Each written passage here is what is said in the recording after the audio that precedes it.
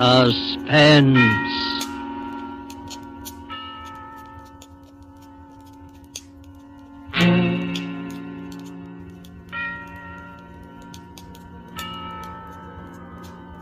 This is the Man in Black, here again to introduce Columbia's program, Suspense. Our star tonight is Mr. Sidney Greenstreet, one of Hollywood's most sensational newcomers in a number of years. The famed fat man who lent his suspenseful talents to the Maltese Falcon and across the Pacific. Mr. Greenstreet is with us to create on the air John Dixon Carr's celebrated detective, Dr. Gideon Fell. The story called The Hangman Won't Wait is tonight's tale of suspense. If you have been with us on these Tuesday nights, you will know that suspense is compounded of mystery and suspicion and dangerous adventure.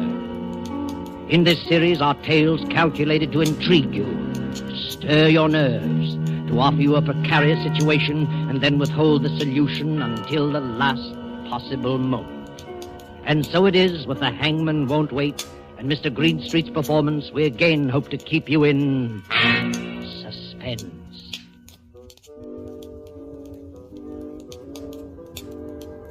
He comes striding towards us now, beaming like old King Cole. You can probably hear him chuckle. If he wheezes a little, that's due to weighing more than 300 pounds. Slander, sir. Gross slander. You notice the 3 chins in the bandit's mustache and the eyeglasses on the black ribbon. He removes his hat with old-school courtesy. Don't try to bow, Doctor. He is Gideon Fell, Doctor of Philosophy and expert in crime, if he tells us something about the Barton case. Sir, I have only one remark to make about the Barton case. Everybody was wrong. I'm afraid we don't quite follow that. The judge was wrong, the jury were wrong, the prosecution was wrong, the defense was wrong. But, Dr. Fell, you can't have a murder case in which everybody is wrong. In my cases, sir, you can have practically anything. Oh, yes, that's true enough, but, I want you to imagine yourself in the position of that girl, Helen Barton. Well? Imagine yourself waking up suddenly in the middle of the night. You're terrified. You don't know why. The room is cold and nearly dark. All of a sudden, you realize it's a room you've never seen before. There's a queer smell like old stone and disinfectant. No sound except...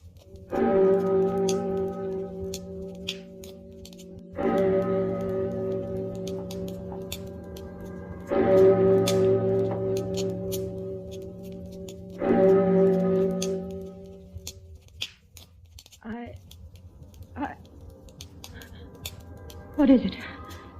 What was that? Now lean back in your bed, dearie. It's all right. Yes, take it easy, miss. I was dreaming. You were having a nightmare, dearie. But it's all right now. Nothing's going to hurt you. Not yet. Be quiet, Anna. All right, all right. Would you like us to turn on all the lights, miss? Please, would you do that? You see, I don't understand this. Where am I and how did I get here?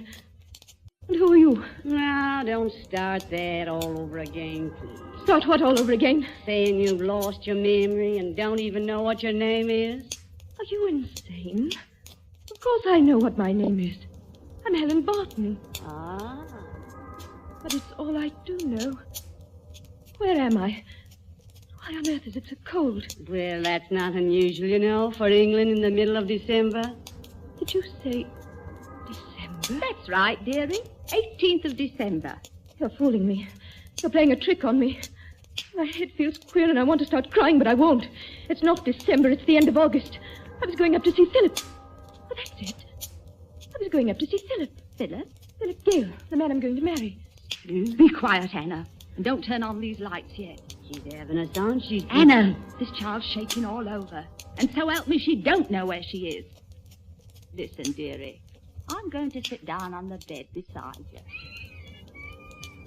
Now take my hands. Hold them tight. What's wrong? Why are you looking at me like that? This is Maidhurst prison, miss. Steady, dearie. I'm still dreaming. I must be. You can't mean I'm in prison. Now look, dearie. I'm afraid it's worse than that. Worse than that? Look over there. You see where there's a little bit of fire in the grate? Well, And paper on the wall, and pictures, and a carpet on the floor. Oh, why don't you come out straight and tell her? They're going to hang you in the morning, miss. This is the condemned cell.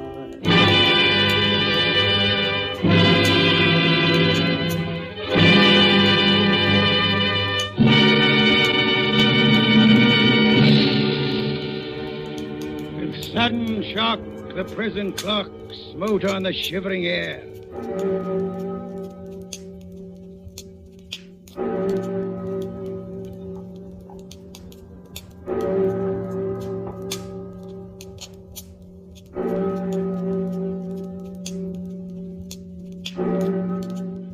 But I won't quote that any further. I have too vivid a memory of sitting up that night with Colonel Andrews, the governor of the prison. Over here, you'd call him the warden. There's a little office with a lamp shade tilted so that I could see his face. And he said, I hate executions, loathe them. Can't even sleep the night before. If you hadn't offered to come here and save my life... "This is a strange place, sir, to talk of saving lives." No, it's no good being sentimental about the thing. That's the law. I didn't make it. But I gather you're not exactly happy about this case. I'm not. That's a fact. Mind you, there's no doubt whatever about the girl's guilt. I'm gratified to hear it. But if only she'd confess. Most of them do, you know. They confessed to you? To me or to the hangman. Not often to the chaplain, because they think he'll threaten them with the hereafter. But when Kirkwood goes in with the strap to bind their arm, he says to him, "I don't like to think I'm doing something that would be on my conscience. So if you'd care to tell me..." Quite a sensitive fellow you are, Hag. And look here, I'm serious. So am I. Sometimes I wish I had any job in the world but mine. If only the girl would confess. If she'd just stop this nonsense about not remembering. Not remembering what? Not remembering how... Well, not remembering how she shot Philip Gale. Not remembering anything, even her own name. Total amnesia, covering a crime. Sir, you frighten me. You mean to say that a woman suffering from loss of memory can be tried and sentenced to death? No. Not if she really has lost her memory. Well, then... But this defense was a fake. You're quite sure of that? Naturally. The judge would never have allowed it to come to trial if he hadn't been convinced that she was shamming. Even then, she might have got off with a life sentence or even with manslaughter if it hadn't been for the nature of the crime. She didn't cut anybody up, I hope. No, but it was almost as bad. She shot a man who had raised his hands and begged for mercy. That completely damned her in the eyes of the jury. And yet, you have doubts. I tell you, I haven't any doubts. And in any case, it's none of my business. How has she acted since she's been here? Oh, a model prisoner. But I wish she'd stop this business of seeming to be in a daze. It's getting on my nerves. Rather think the prison itself would get on my nerves. I looked into your execution shed once, and I don't want to look again. Oh, you get used to it after a while. Helen Barton won't. Tell me about her. Nice girl, too. I knew her grandfather. Live near here? Yes. Born and bred in Maidhurst. She got mixed up with a thoroughgoing swine named Philip Gale. Crazy about him. Wouldn't hear a word against him. Then he threw her over for a woman with money. I see. He had a bungalow on White Rose Hill. She went up there one Sunday afternoon. Alone? Yes. Herbert Gale, Philip's brother, heard them screaming at each other. He ran in to see what was wrong. Philip was trying to chase the girl out. She grabbed a .32 revolver out of the table drawer and told Philip to put up his hands. That scared him, and he did put up his hands. Then she shot him dead. And afterwards? Afterwards, she couldn't remember. Couldn't remember anything? No, pretended she didn't even recognize her own family. She said, "Who is Philip Gale?" Mm-hmm. And you hang her tomorrow morning? Yes. Without ever hearing her side of the case? Well, confound it, man, there's no doubt about the evidence. Are you sure? She killed Philip Gale. Gale's brother Herbert saw her do it. This hypocrisy about not remembering. Emotional shock could do just that, you know. Oh, she wasn't so emotionally shocked that it disturbed her aim. She drilled him clean through the heart at 15 feet. The bullet entered in a dead straight line through coat, waistcoat, shirt, and heart. You could have run a pencil through the holes. Now, don't sit there puffing out your cheeks and waving a cigar at me. I'm only... Tell me, Colonel Andrews, aren't you talking to convince yourself? No. Suppose that girl is telling the truth. Suppose she has lost her memory. Yeah. All right. You don't believe that. Suppose it. And suppose in some black hour just before the hangman comes, the memory returns. Don't talk rubbish. But I've lived long enough to know that mental suffering is the cruelest form of suffering on this earth. Imagine yourself in that position. Come out of a daze into what you thought was a safe and pleasant world. You don't know where you are. You don't know what's happened. You only know that when the clock strikes 8, they're going to take you out and... Did you hear that? Yes. Are you thinking what I'm thinking? Yes. It isn't possible. Very much fear it is.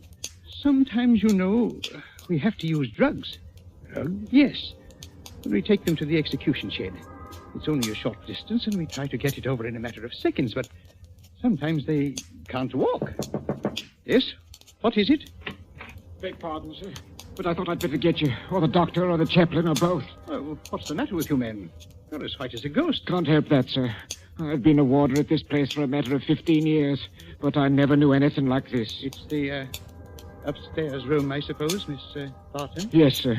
Hysterical? Yes, sir. She says she remembers now. I see. She's carrying on something awful, sir. But that ain't all. She claims she never done it. What's that? She claims she never killed Mr. Gale at all. Never killed? That's all, Harris. You may go. Yes, sir. Any other disturbances in the building? Well, sir, they're a bit restless in A wing. That's usual. Yes, sir. And there's a bloke, outside the prison, I mean, who keeps hanging about in front of the main gate. You can see him by the street lamp. First, he'll take a few little quick steps back and forth. Then he'll run and stick his face against the bars of the gate. Then he'll go back to pacing again. Fair gave me the creeps it did, even before this other thing. You don't happen to know who he is? It's the other Mr. Gale, sir. Herbert Gale. I hadn't the heart to chase him away. All right, Harris, go ahead. I'll be along in a minute. Yes, sir. The girl claims to be innocent. You heard that, eh? Yes, I heard it. What do you mean to do? I'll see the girl, of course. But it won't affect the issue. Not even if she does happen to be innocent? Well, in the name of heaven, try to understand my position. Believe me, I do understand it. The jury convicted this girl of murder. Her appeal was dismissed. The Home Secretary has refused to intervene on behalf of the king. You couldn't do anything even if you wanted to. Couldn't even appeal to the Home Secretary without new evidence. Exactly. And it's too late for new evidence, because you can't just accept the word of Helen Barton. All the same, I'm dreading this interview. It's against regulations, but I wish you'd come along with me. Holy Something there isn't. Where's the whiskey? I think a little stimulant. She will need the stimulant. Well, it's a cold night. It'll be colder yet where she's going.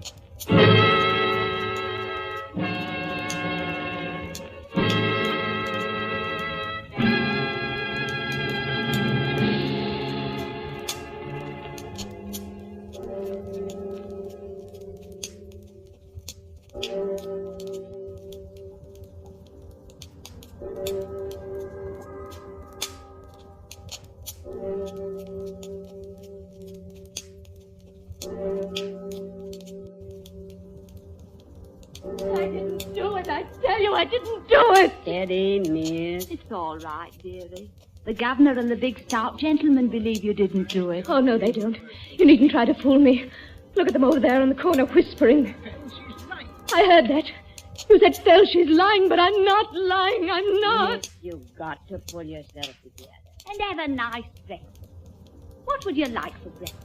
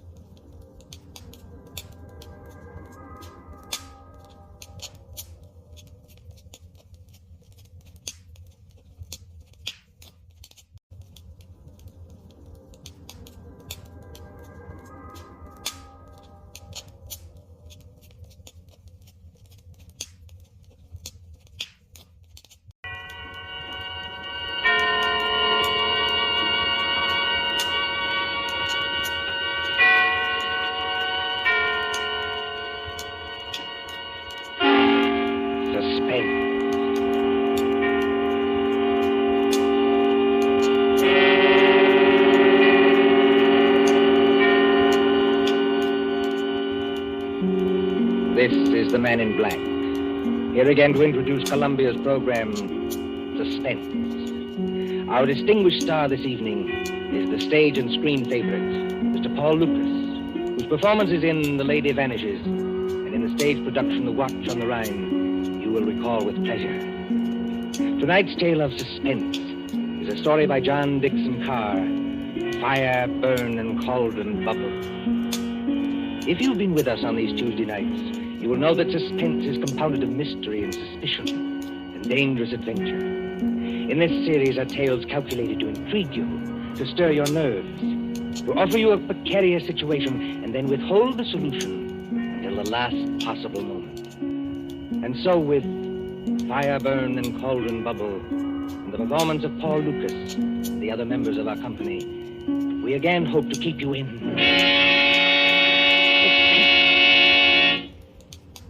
Drury Lane Theatre presents the distinguished American actor Myron Willard in Shakespeare's Macbeth, with magic effects especially designed by Ludwig von Arnheim.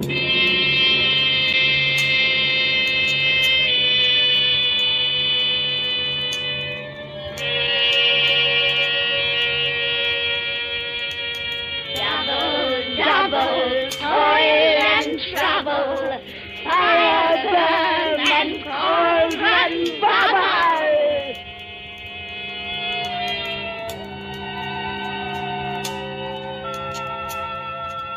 Historic Drury Lane Theatre, a relic of old London.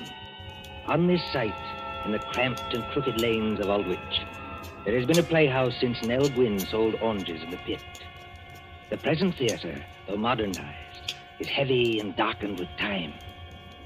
By daylight, it is a dinginess of red plush seats, haunted by old ghosts. But at night, when the lights bloom for some new production, when the murmur of a crowd fills the carpeted aisles and the orchestra begins to tune up, it is kindled with that strange magic before the rise of the curtain. Forward this way, sir. E12 and 13. Program. Chocolate. Thank you. No, madam, this is Rowie. Your seat's a G4. And backstage, where nerves crawl and there is a tendency to scream, the three witches of the play are huddled around the peephole in the curtain, looking out into the audience. They are hideous-looking creatures, these witches, in gray rags like cobwebs. But as they speak... Dear, I am scared. Don't let it bother you, darling. You can't even see the audience when the floats are on. There's nothing to worry about. Nothing except the size of the take at the box office. You won't even have to worry about that tonight. Look out there. You two are shaking as much as I am. Now, don't pretend. All right, all right. Everybody's jumpy on first nights. What I can't understand is why they want to use young girls as witches and then make us talk in cracked voices as though we were 80. Double, double, toil and trouble, fire, burn, and cauldron bubble. What's that?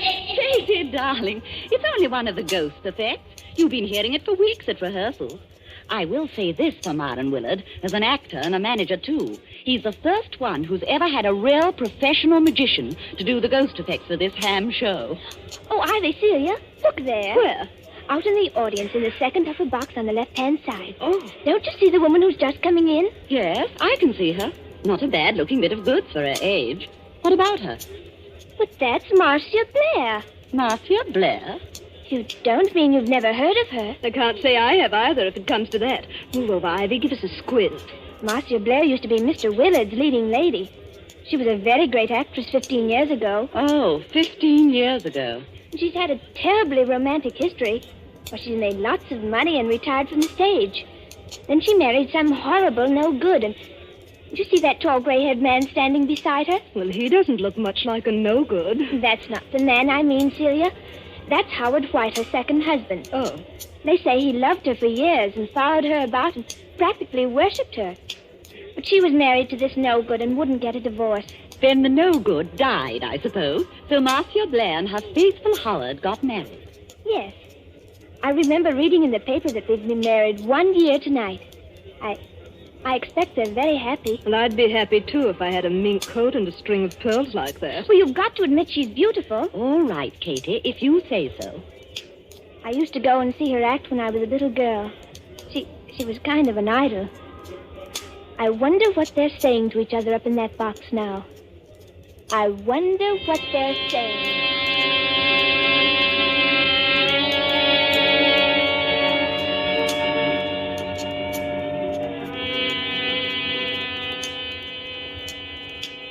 Marcia, dear, I wish you wouldn't be so uneasy. Nothing can happen to you here. You're uneasy yourself, Howard. Yes, I suppose I am a little. Howard, I know I shouldn't be talking like this on our first anniversary, but that's what worries me. What if Barry isn't dead? What if he isn't dead? Oh, listen to me, darling. Your late husband, heaven condemn his soul, died in New York more than a year ago. We have proof of that. Well, then who wrote those letters to me? I don't know, dear. Somebody playing a joke on you. Joke? If you marry him, Marcia, you won't be alive a year from then. Joke. But you're married to me, my dear, and you are alive.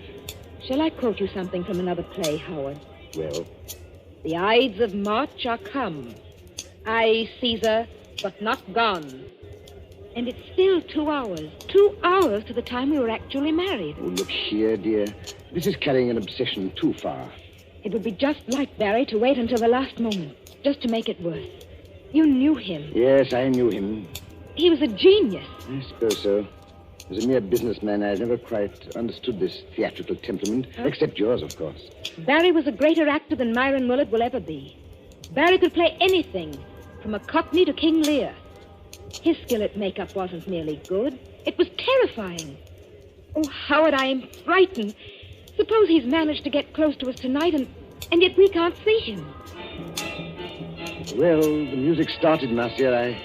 I shall have to go. Must you go, Howard? Really? If I break this appointment with Ferndale, dear, the deal will be called off. And since I haven't got too much backing anyway, All right, dear. I understand. Go ahead. Unless you wanted to come with me. And Miss Myron's opening tonight? Oh, I couldn't do that. I tell you, you'll be perfectly safe here, dear. Of course, Howard. I know that. You're in full view of 3,000 people. Nobody could attack you. The only door to this box is guarded. Outside that door will be Miss Fenton, who's devoted to you, and the chauffeur who's even more devoted to you. What could happen, dear? Nothing, of course. And I'd prefer to be alone anyway.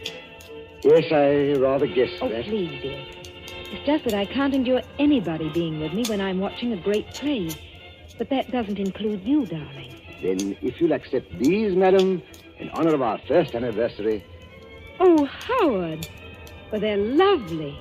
Of course I'll accept them. And here's a program. Got everything else you need? Yes. Yes, I think so. I just opened the door to the passage to make sure our watchdogs are on guard. Yes, they're out there, all right. Good night, Marcia. See you in an hour or two. Good night, Howard. And good luck. Miss Fenton, Bradley. Yes, Mr. White. Yes, sir. Anything wrong? Miss Fenton, you've been my wife's companion secretary for 5 or 6 years. Yes, Mr. White, and I've loved every minute of it. And you, Bradley, you haven't been my chauffeur for quite so long, but they tell me you're an ex-wrestler. That's right, sir. Champion of the Shoreditch Athletic Club. And in my prime, though I says it shouldn't, as good a man as ever climbed through the ropes. Now, you know your instructions, Bradley. You trust me, sir. Nobody gets into this here box tonight unless it's over my dead body. Nothing must happen, do you understand? Nothing. Please, you're as white as paper. As for you, Miss Fenton, I'm afraid it's a little awkward. I know I ought to ask you to go in and join Marcia, but... Oh, you needn't apologize, Mr. White. I know she doesn't want company. She'll be leaning forward with her elbows on the box rail, just as she always does. She isn't merely watching a play. She's acting, Lady Macbeth. Every line, every gesture. And I don't mean to disturb her. You won't leave this door, either of you. You trust me, sir. If... no. Anything wrong, Bradley? It is a very rummy-looking cove coming along the passage, sir, wearing a big black cloak with a red lining. Oh, that man, Bradley. That's only Herr von Arnheim. He's a professional magician and escape artist. I was just wondering... excuse me. Don't worry, Mr. White. We'll look after her. Von Arnheim.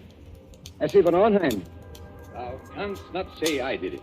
Never shake the gory locks at me. I beg your pardon? And I beg yours, my friend. I was merely quoting a line from the play.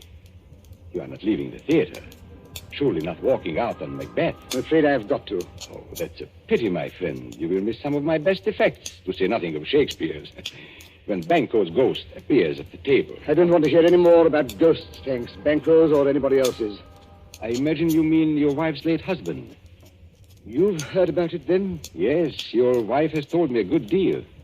She seemed to think that in my profession I might have some charm over demons or spell against ghosts. You know, Van Arnhem, in a muddled kind of way, that's what I've been wondering myself. Unfortunately, no. I am all too human. But your problem interests me, and I confess it worries me. Worries you? What about me? As I understand it, her first husband was a half-mad American actor who later went completely mad and died in New York. His, what's the word I want? Or obsession? That's it, obsession. His obsession was Marcia Blair's eyes. Yes, always her eyes. They seem to hypnotize him. It is not new, you know. You'll find the same motive, the eyes of a beautiful woman, all through the works of Edgar Allan Poe. Then, as I understand it, after this man's death, she began to receive a series of letters. Foul letters. Apparently written by him, and threatening her with some rather horrible form of death if she married you. I tell you, Barry Lake is dead. He can't get up out of his coffin. Oh, getting out of coffins, my friend, is not so difficult. I have done it myself. Oh, please stop joking, Van Arnhem. You don't happen to be dead. True. There is that small difference. Is your wife here in the theater tonight? Yes. She wouldn't have come here except that it's Marion Willard's first night, and we haven't seen Marion, either of us, in years. She's back there in box D. So I hear. I was hoping that you might invite me to share the box. Look here, old man, I don't want to seem inhospitable, but... She doesn't want company? Well, that's about it. Well, then walk back a little distance with me, this way, so that we can see the stage from the back of the dress circle. Now, the orchestra has stopped, and they'll ring up in a moment. There. Look at it. Look at what? The stage, man. The lights have gone out. All except the dim yellow footlights shining at the curtain. The last cough, the last murmur, the last rustle of program dies away in one vast, breathing hush. The curtain goes up. Let go of my arm, Van Arnhem. I've got to leave. Now, what are the stage directions? A desert place. Thunder and lightning. Enter 3 witches.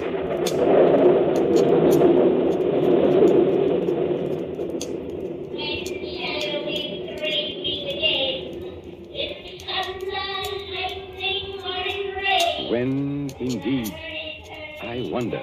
I beg your pardon, Van Arnhem. Do you speak? No, it was nothing.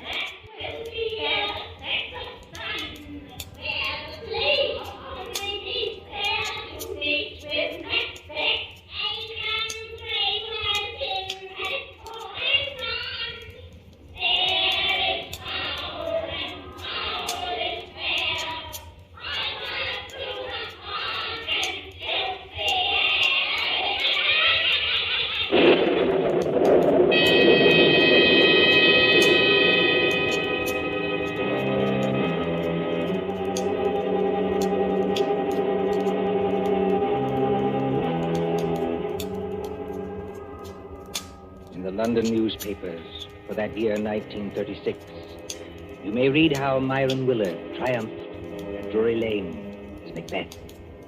But tonight, as the clock ticks on, there is another drama in the dimly lighted corridor outside Box D. There sits Miss Louise Fenton, Marcia Blair's companion secretary. Beside her, burly and broken-nosed, is big Jim Bradley, the ex-wrestler. And when more than half an hour has passed... There's the applause, Jim. That must be the end of the first act. Yes, I hear it. Nothing's happened. But take my word for it, nothing's going to happen. Oh, she's such a likable person, Jim. And I think one of our greatest Shakespearean actresses. Well, I don't much care for this Shakespeare business, miss.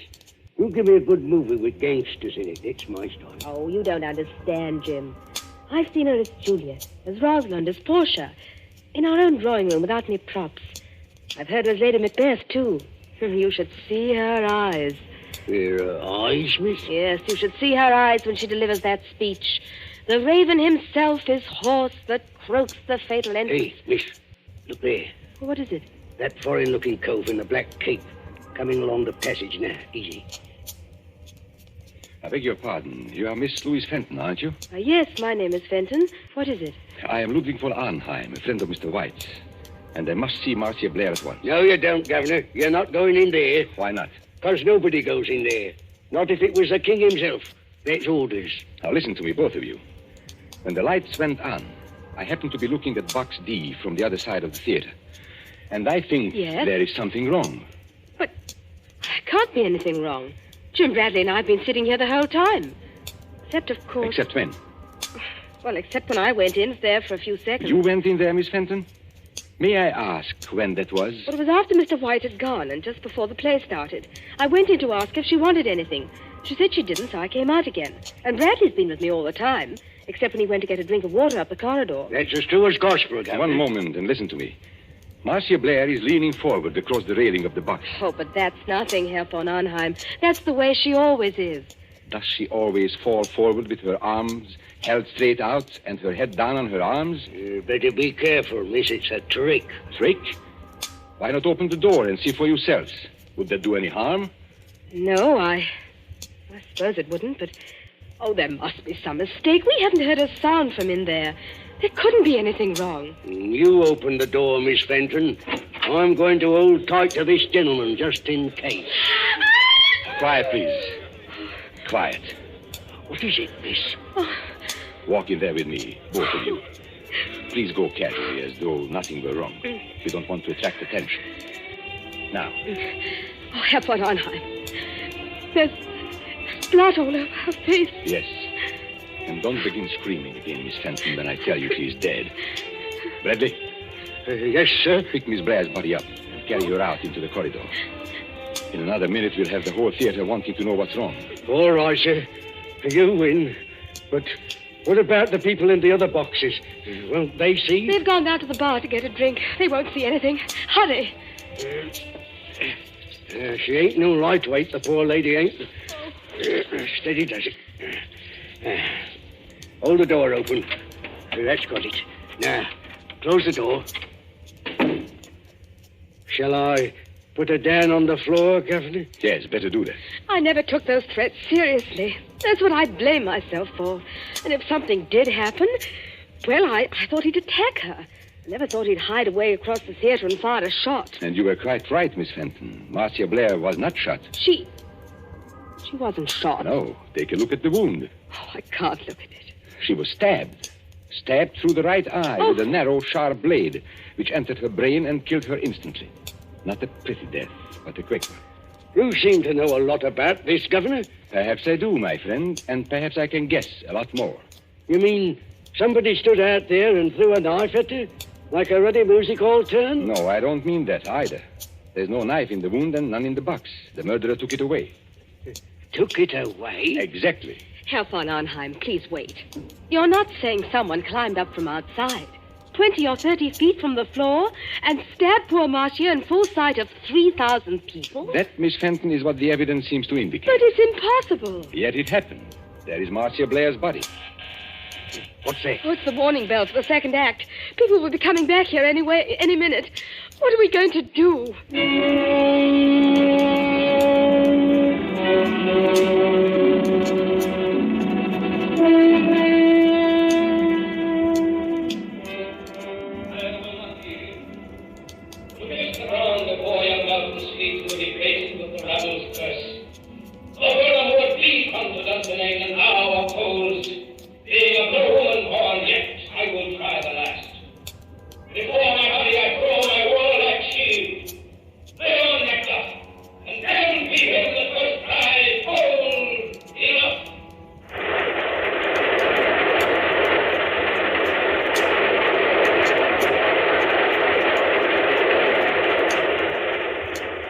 Applause, acclaim, triumph.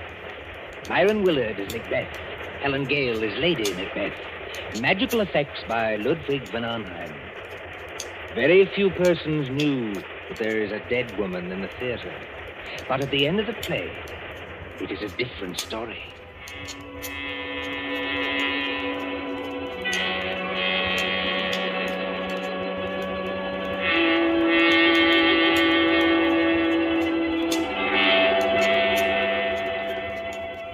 The crowd files out, past a cordon of police. The lights are extinguished. The great theater is dark and mumbling with echoes. See the stage now? Only the battens or overhead lights pour down a pale blaze on two men who stand grotesquely against the background of Dunsinane Castle. One of these men is Howard White, very near collapse. The other is Myron Willard himself, still wearing his makeup, still wearing helmet and chain mail. And when Willard speaks... Howard! Howard White! Confounded man, can't you hear what I'm saying? Excuse me, madam. This is almost finished. Oh, not that I'm blaming you, old man. Thank you, madam. It's traditional, you know, that Macbeth's an unlucky play. But up to the very end, I thought I'd never done better. 11 curtain calls. No, 12. How did you like my tomorrow and tomorrow speech? I'm sorry, madam. I'm afraid I didn't hear it. Yes, poor old Marcia. She'd have hated to die like that. Marcia was proud of her eyes. Always nearsighted as an owl, but too vain to wear glasses. There's Von Arnheim looking at us from under the castle archway. Von Arnheim!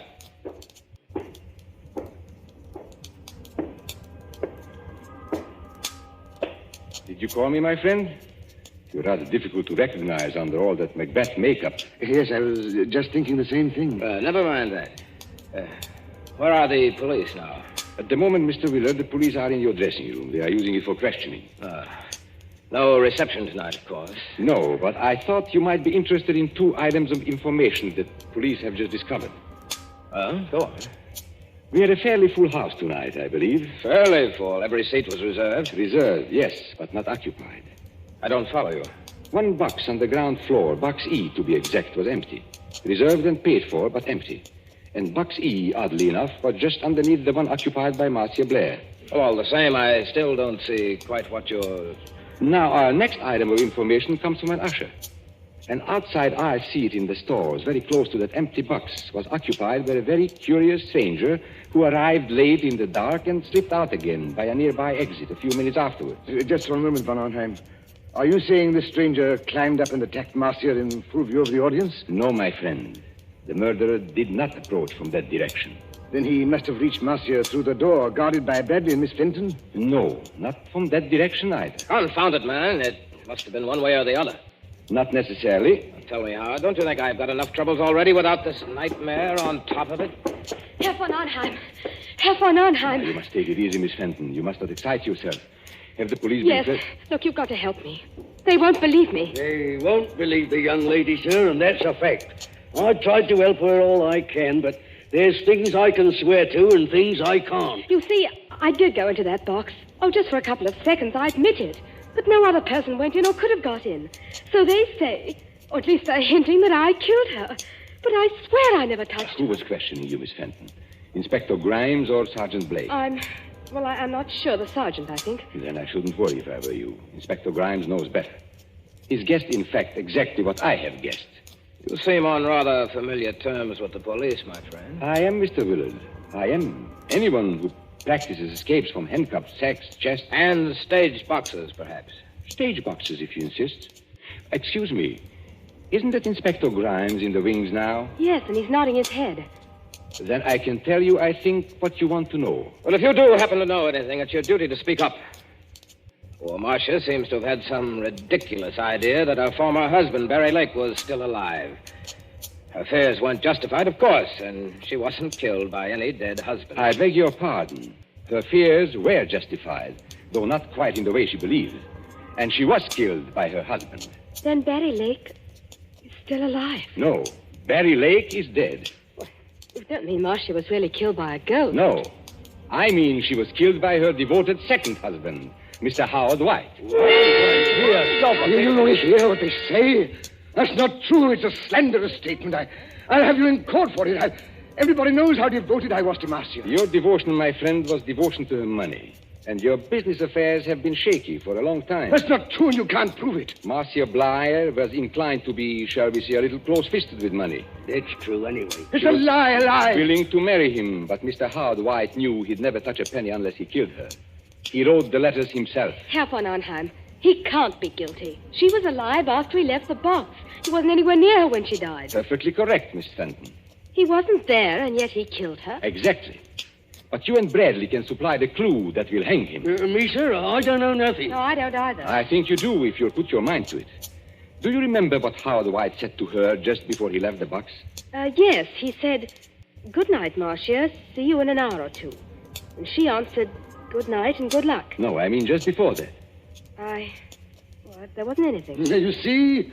It's a slanderous statement without any proof. It's an insult to my position on the stock exchange. Wait. I do remember something rather queer. Think, Miss Fenton, think. He said to Marcia jokingly, "If you'll accept these, madam, in honor of our first anniversary." And Marcia said, "Howard, they're lovely. Of course I'll accept them." That's right, sir. He did say it. And what do you think he was referring to, Miss Fenton? What was he asking her to accept? Well, I imagined it was flowers, a corsage or something like that. Did you see any flowers in the box or pinned to Marcia Blair's gown? No. Now, come to think of it, I didn't. Then what did he give her? Don't look at me, sir. Now, here is a woman who is very nearsighted, yet refuses to wear glasses. But she can accept a pair of... Opera glasses. It's a lie. You can't prove it. Hold on, sir. Let go. You better stay here, Governor. Thank you, Bradley, but the place is surrounded with police. But I still don't understand. Now, what happens when you lift opera glasses to your eyes and they are not in focus? You turn the little wheel in the middle to bring them into focus. For Marcia Blair, it was deadly. You mean the glasses had... Yes, they were specially constructed glasses, Miss Fenton. They were invented by a French criminal years ago. That little wheel is a little trigger. It releases the spring of a sharp, thin blade which strikes through the eyes into the brain. Oh, don't, please. You can't prove it. Marcia Blair died instantly. The glasses torn from her eye by their own weight dropped over the box rail to the carpeted aisle below. The only witnesses who might have noticed would have been the people in the box just underneath. And that box was empty. By arrangement, yes. Even if anybody did see them fall, Howard White was prepared to remove the evidence instantly. You haven't forgotten the curious stranger. Curious stranger? I mean the man who slipped in after it was dark, took an aisle seat just under the box, and slipped out again a few minutes later. It's a pack of lies from start to finish. You can't prove a word of it. I beg your pardon, my friend. Didn't you see Inspector Grimes nod to me a moment ago? Well... You are going to hang, my friend, for one of the neatest and cruelest crimes in my experience. The police have just found those opera glasses with a neat set of fingerprints in the side pocket of your motor car.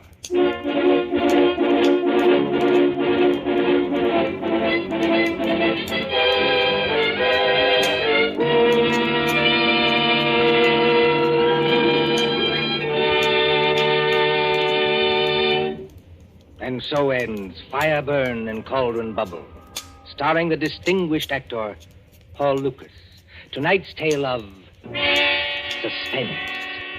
This is your narrator, Ted Osborne, the man in black, who conveys to you Columbia's invitation to spend this half hour in suspense with us again next Tuesday, same time, when Nancy Coleman stars in Fear Paints a Picture. William Spear, the producer, John Dietz, the director, Bernard Herrmann, the composer-conductor, Robert Salmon, studio technician, and John Dixon Carr, the author, collaborated on tonight's Suspense.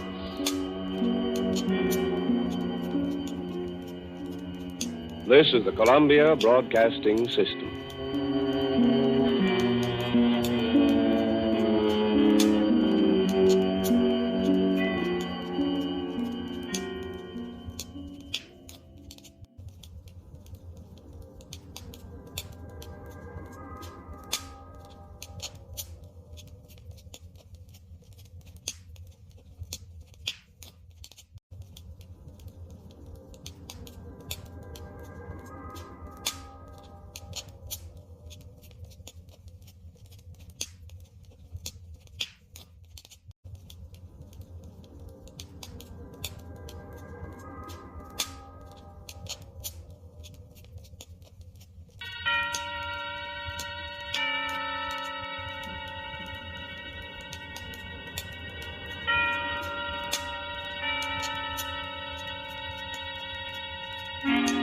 Suspense.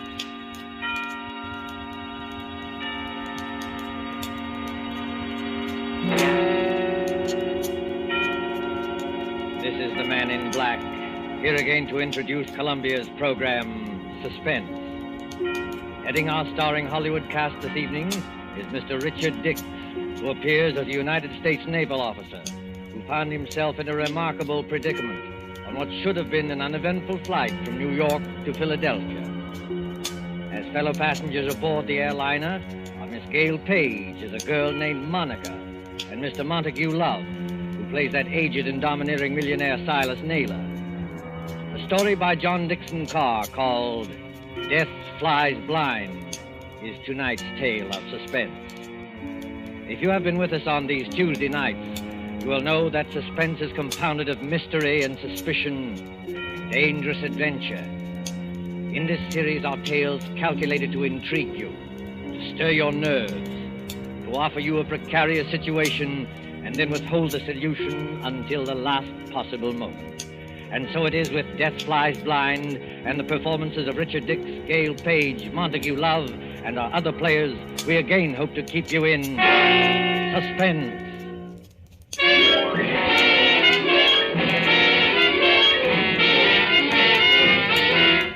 LaGuardia Field, Municipal Airport of New York. LaGuardia Field, vast behind its white buildings. On a gray spring afternoon when rain splashes across the runways, dims the sky, and spatters on the wings of a great silver-painted airliner waiting beyond. Already as the limousine bus from the New York terminus slowly draws up to the waiting shed, you can hear the loudspeaker. 72, New York to Los Angeles. The big limousine bus, besides its driver, contains only two persons. One is a tall young man in United States naval uniform, with the stripes of a lieutenant commander around his sleeve. The other is a tall and dark-haired girl, her face a little frightened in the gloom. Flight 72, New York to Los Angeles. Plane ready to take off at gate number 6. Have your tickets ready, please. Fred, that can't mean us. Now, take it easy, Monica. We're not too late. They won't go without us. No, I mean it says New York to Los Angeles. That's right, Monica. We're only going to Philadelphia. You're still right, my dear. I arranged for a special stop at Philadelphia. It won't take long, and then they go on non-stop from there. Fred, that's just it.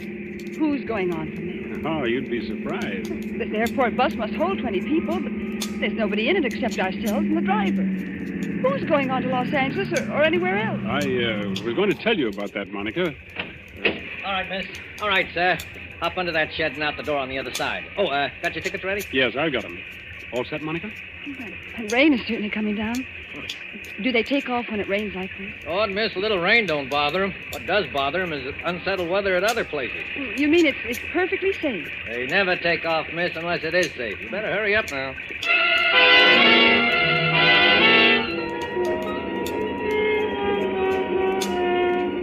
There's the plane, Monica. Shall we run for it? Fred, I'd rather not run if you don't mind. Aren't getting nervous, are you? No. I know it's stupid of me. I've flown before. It's just for those few seconds before the takeoff.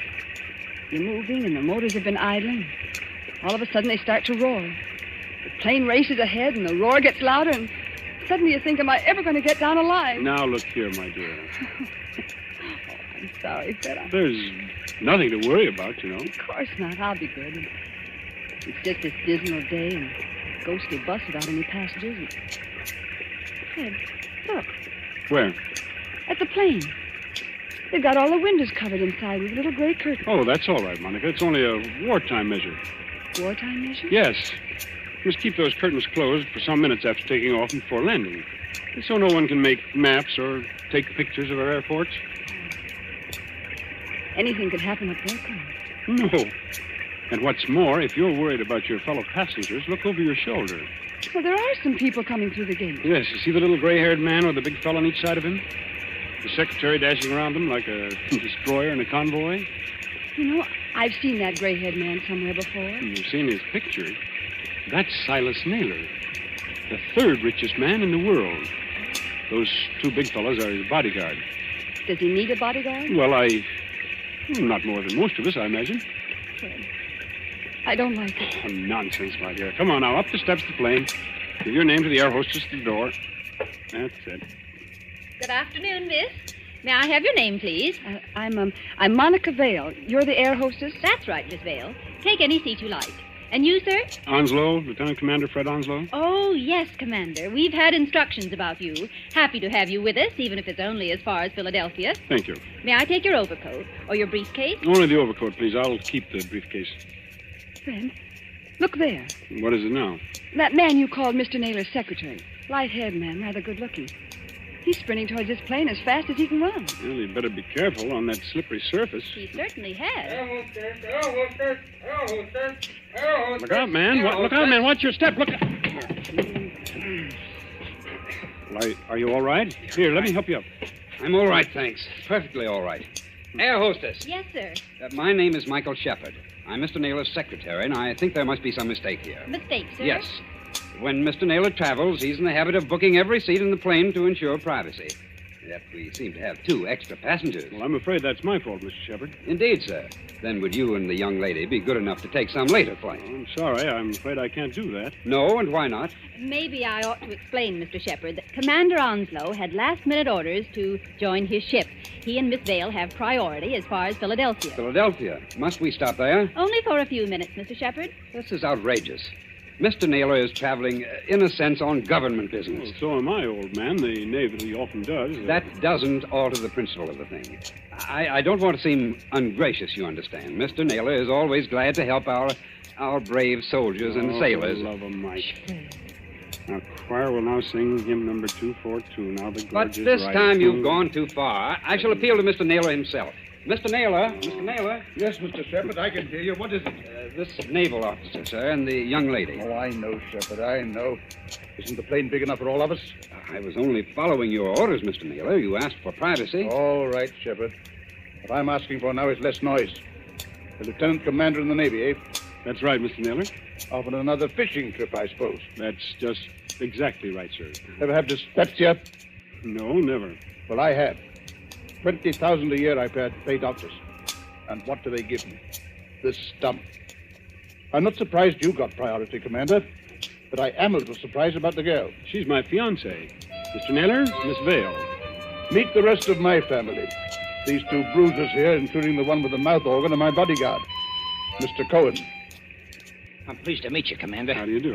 This is Mr. O'Reilly. Glad to know you, Commander. How are things going? Hey, Cohen, Kent, don't you ever get tired of playing that mouth organ? Stand away from the door. They want to close it. Will everyone please take your seats and fasten the seatbelts? Are we ready to take off? Yes, in just a moment. Shepard. O'Reilly. Cohen. Come along to the front of the plane. Yes, sir. Oh, we'll sit in the back here, won't we, Fred? Yes, of course. Fred, is anything wrong? No, of course not. Why, what could be wrong? Then you'd better sit down. We're starting to move. That's good advice, Commander Onslow. But I must ask you, Miss Vale, not to touch the curtain on the window. Oh, how soon before we can open the curtain? As soon as we're well away from New York. You see that illuminated sign, no smoking, fasten seatbelts? Yes. What about it? When the lights in the sign go out, you can open the curtains and smoke as much as you like. Now, if you'll excuse me. Certainly. You needn't try to fool me, Fred Onslow. I saw you. You saw what? I saw you pick up that scrap of paper one of those men dropped. Why, that wasn't anything, Monica. May I see the paper? No. Why not? Well, because I'd rather you didn't see it, that's all. There is something wrong, isn't there? Look, Monica, let me repeat over and over. What could be wrong? Why, there's Silas Naylor, an internationally famous figure, with a group of trusted attendants. Here's an ACA plane as safe and dependable as the old gray mare. All the same, All the same what? I wish I hadn't brought you along. I wish there was some kind of an emergency cord, like a train, so that you could stop this plane whenever you have to. We're on our way.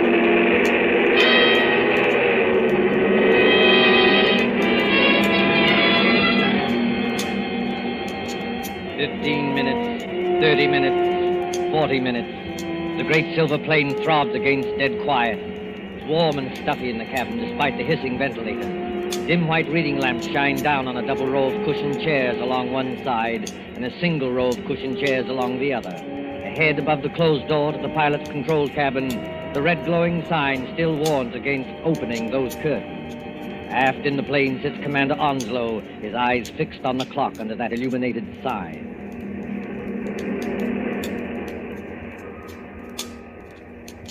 Monica, Yes?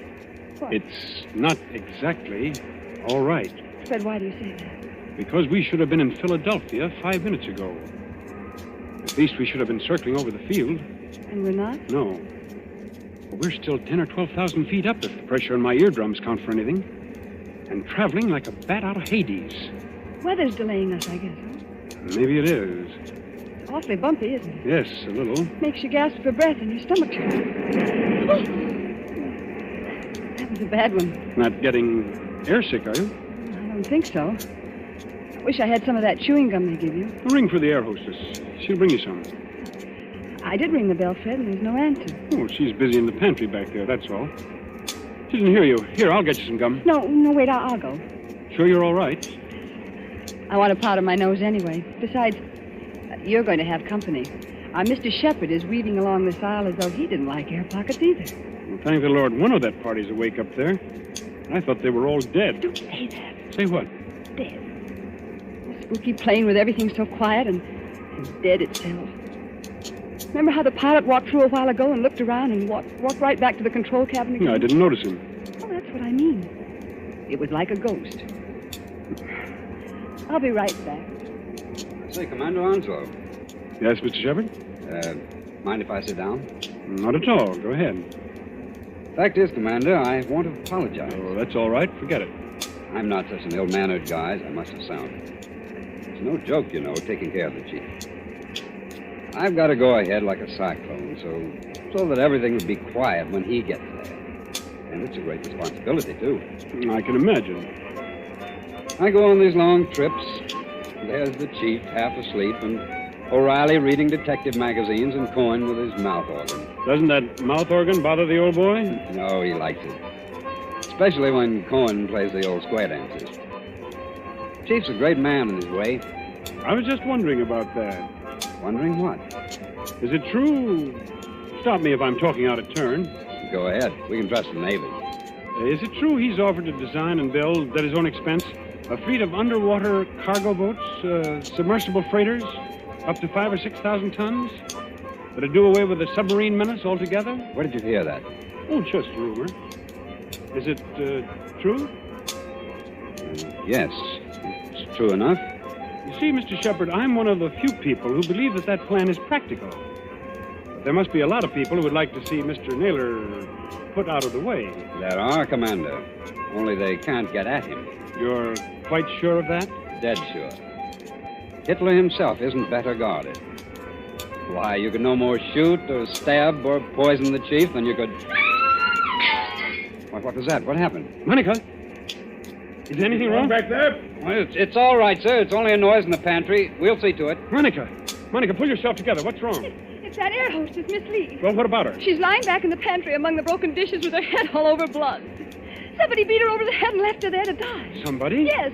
But nobody's gone back to the pantry. Nobody's gone past us Except the pilot, a co-pilot of this plane, remember? Excuse me, Mr. Shepard. I'm going to open the curtains on that window. Do you think it's wise, Commander? We were told not to. Well, we were told a lot of things. I'll just take the responsibility of... Good Lord! There, Monica. Mr. Naylor! Yes, son? What's up? Draw the curtain on your window and take a look down. If O'Reilly and Cohen have got guns, they better keep them handy. Is that so now? Why? Because we're not flying west. We're over the Atlantic Ocean now and headed straight out to sea.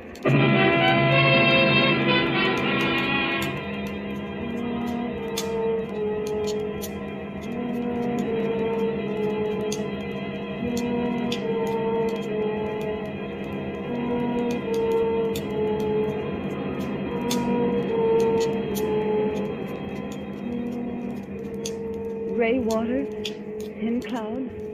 We must be miles and miles away from land. We are miles away from land.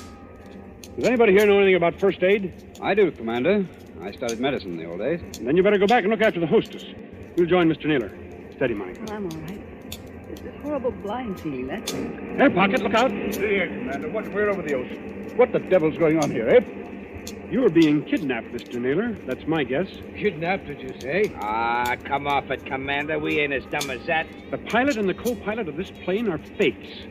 They've replaced the real officer. On a dark day like this, with their raincoat collars turned up, they could have gotten away with it. And hijacked us straight off the airfield. Is that it? Yes, I'm afraid so. The hostess must have spotted one of them and knocked her out. Now, what about the Air Force? Wouldn't they know a plane was missing? Well, not until we failed to show up at Philadelphia. The pilot would report by radio telephone about 15 minutes out of New York. But after that, silence. Excuse me, Commander. You say these two fake pilots are still aboard? In that compartment there with the closed door? Yes, that's right. Then what are we waiting for, Cohen? Till we get to work on them? You said it, Barney. Now, wait a minute, both of you. You wouldn't be trying to stop us, would you, Commander? The one thing we don't want is a gunfight 12,000 feet up. Can any of you fly a plane? No, not one of us. Well, neither can I. So if anything happens to those two pilots, how are we going to get down? I see, young fellow. Well, what are you going to do? First of all, we'll try rapping on the door. Have your gun ready. You can count on that, sir. Fred, listen to me. Be quiet, Monica. Has this anything to do with the scrap of paper you picked up off the floor? What scrap of paper, Commander? Never mind, sir. Why, this door, it's unlocked. Unlocked? Now, don't take any fool chances, young fella. The way I always did when I was your age. Stand to one side when you open that door. Let Cohen and O'Reilly take care of it. Good Lord. Well, the control cabin is empty. There's nobody at the controls. You mean we're flying without a pilot? Yes. See that stick move back and forth? As though a ghost had hold of it? Those crooks do. They set the automatic controls. It's a gyroscope attachment that keeps her steady. And then they must have bailed out. And what's going to happen to us? You see, Monica, the fact is... Go on, Fred. Tell me the truth. I'll know if you don't. Well, we'll go on until our gas runs out or until a storm hits us. Then we'll dive into the sea. It's as good a way of killing Mr. Naylor as any. I see, son. Have we got any chance at all? Frankly, I don't know. Wait till I get a look inside of that control cabin. Holy Mother, that's done.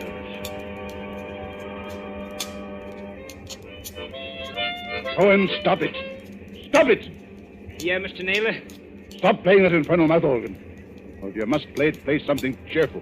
Yes, sure, Mr. Naylor, sure.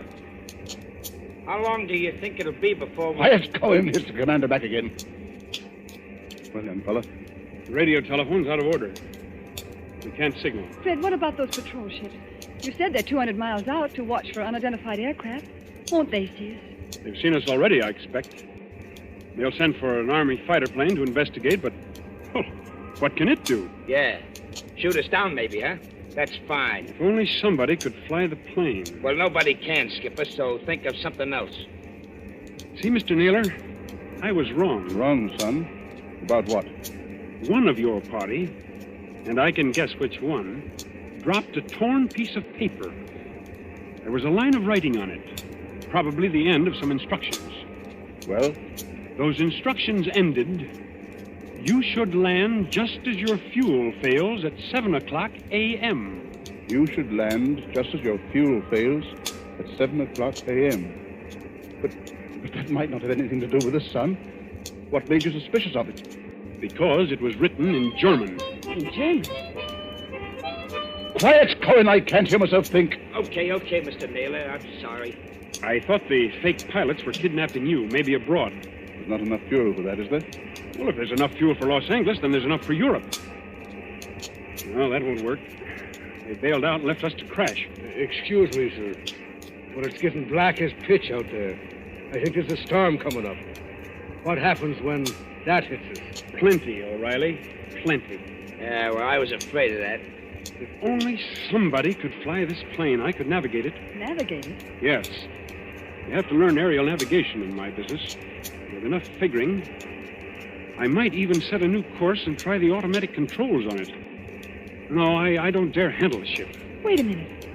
I know a way out of this. Well, then speak up, miss. There's a 90-mile wind going to hit us any minute. The air hostess, of course. Miss Lee, what about her? I remember reading somewhere that most air hostesses get flying instructions when they've been with a company for a given length of time. You know, Miss Vale, that's true. There was a girl of Inter Airways who told me the same thing. And if this one can even make a try at landing a plane, we may get back to New York yet. I thought you said she'd been knocked out. Well, she isn't badly hurt, but there's just a chance that maybe she's... There's Shepard, coming back from the pantry. Anybody got a drink? It wasn't very pleasant back there. How is she? You know, we were just wondering whether Miss Lee might be in any shape to pilot the plane. Pilot the plane? Why in blazes should she pilot the plane? There's no time to explain now, Shepard. But we're bound for Davy Jones unless something's done. Could she do it? No. Not even if we revived her? Not if all the doctors on Earth stood at her side. Why, but I don't think you understand, sir. Miss Lee has just died.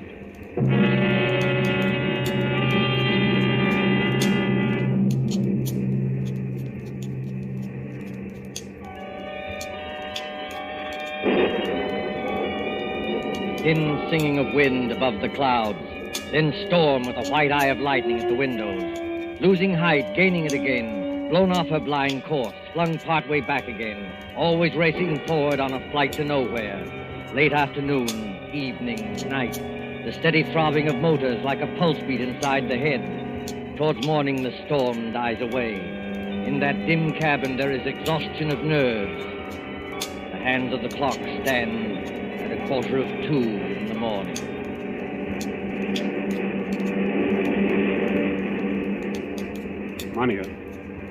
Monica, wake up. What? It's Fred. Now keep your voice down. Have I been asleep? Yes, for a couple of hours.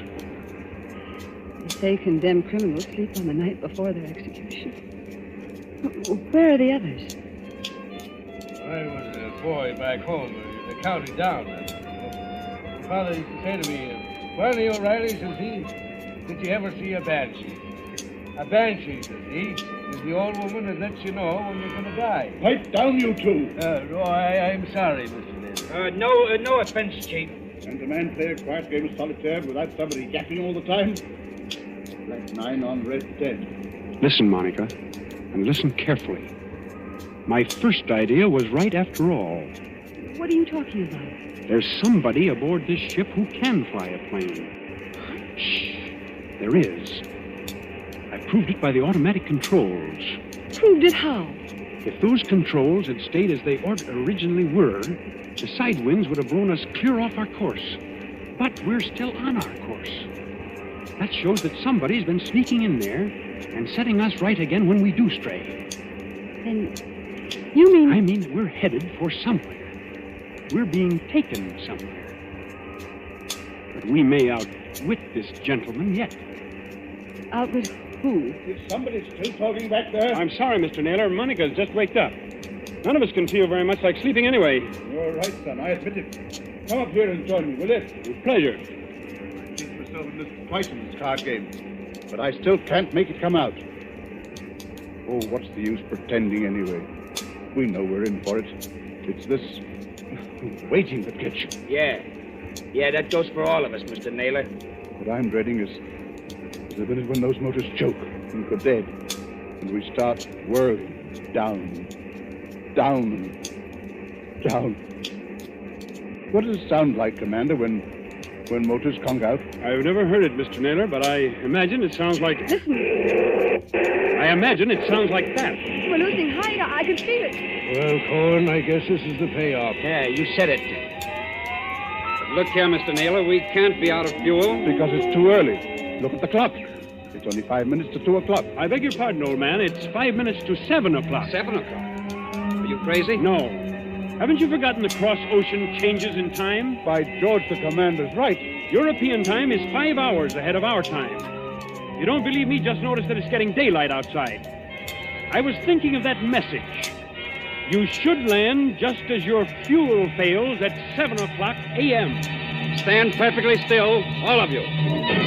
Yeah, what's got into little Lord Fauntleroy? I'll show you what's got into me, my friend. Yes, I rather thought you would. I shall go into that control cabin. Follow me if you like.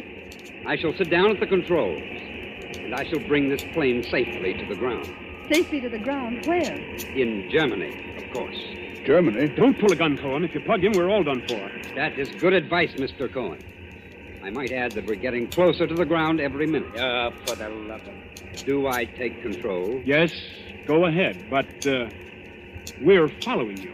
Follow by all means. All right. Let's get comfortable here. I take up my position, so. There's fog below. Can you see? Well enough, Miss Dale. Well enough. We must go down rather quickly. And I can't help if it's somewhat rough on your ear. You young swine, what's the idea? The idea, dear patron, is to bring you and your plans for a submarine freighter to a country which will appreciate them. Then those two fake pilots? They were colleagues of mine. Unfortunately, if they had remained, your pug uglies would have started a gunfight, and none of us might have got here. Well? So they left by parachute. And I brought you safely, without blood or toil, into the boundaries of the Third Reich. You're going down too fast, man. Now take it easy. I am perfectly in command, thank you. Look out! The trees, Look out, they're coming man. straight up at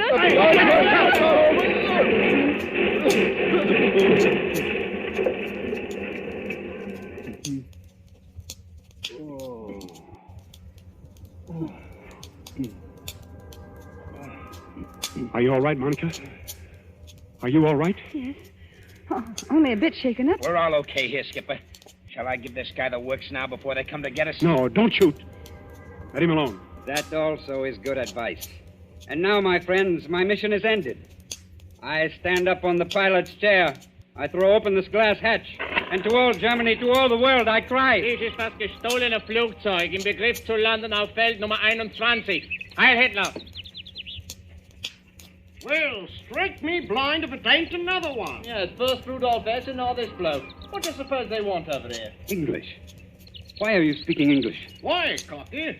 It's an even habit we've got in this country. This isn't England. Oh, yes, it is. Better climb out of here and with your hands up. But it can't be. I followed the course laid down on those instruments. Unfortunately, old man, I altered our course last night. Keep back, Shepard, or you may get a bullet in the head yet. Your instructions were all right, but they didn't tell you about the 5 hours difference in time.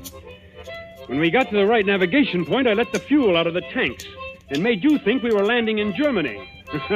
You know, there's nothing like having a good Nazi for a taxi driver, is there?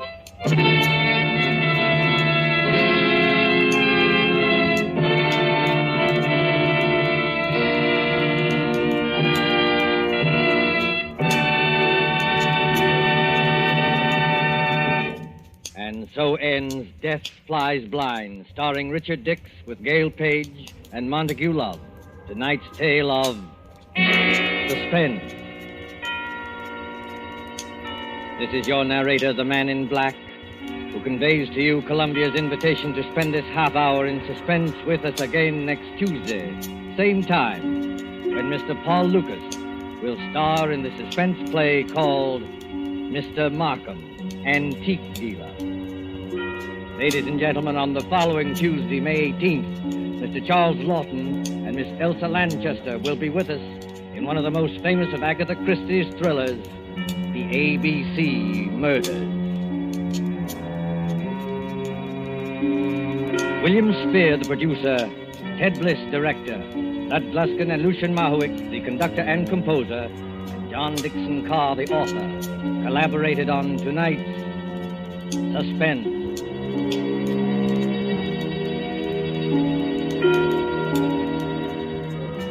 This is the Columbia Broadcasting System.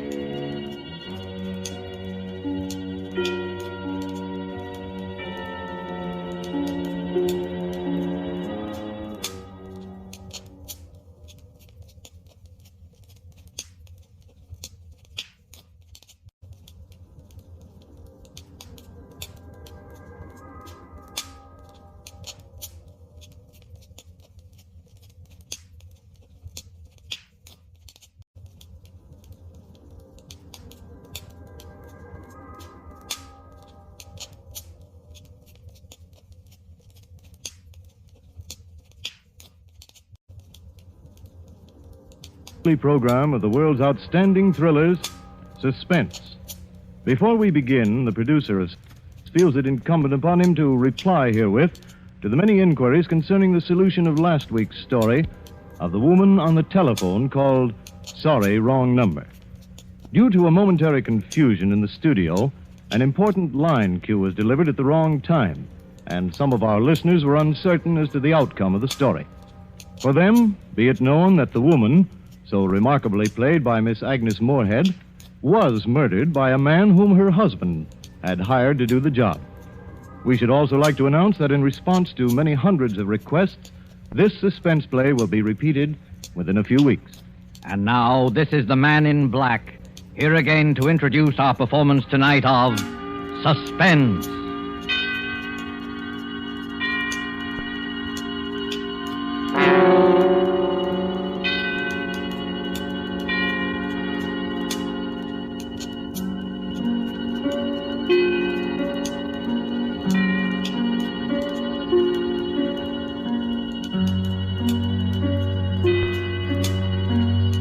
Our stars this evening are two distinguished gentlemen from the Hollywood sound stages, Mr. Donald Crisp and Mr. John Loder. Mr. Crisp and Mr. Loder are here to enact for us a strange and startling drama in which they, in the interest of justice, made use of an unusual method to wring a confession of guilt from a criminal. The story is by Rupert Croft Cook and is called Banquo's Chair. And so with Banquo's Chair and the performances of Donald Crisp as Sir William Brent and John Loder as Arthur Grange, Sir William's friend who relates the story to us, we again hope to keep you in suspense.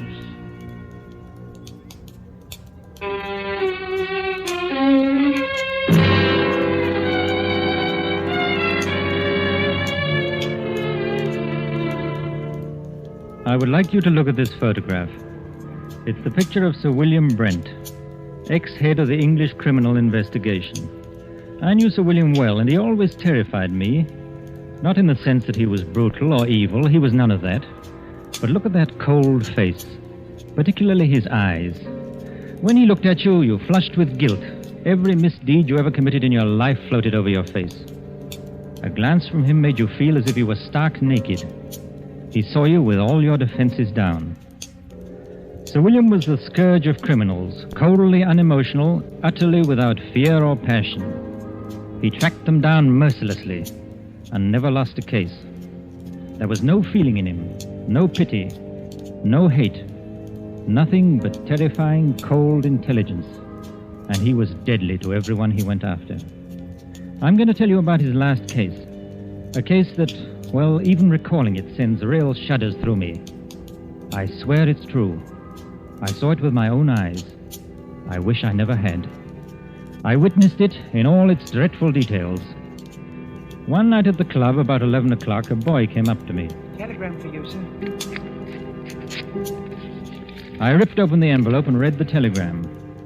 Dear Arthur, will you come and dine with me at Turret House, Sydenham on Thursday? There will be several guests, and I think I can promise you an unforgettable evening. It was signed by Sir William Brent. I was annoyed. I don't like to receive telegrams so late in the evening, and Sir William could easily have phoned, unless he didn't want to go into details with me. I decided to phone him.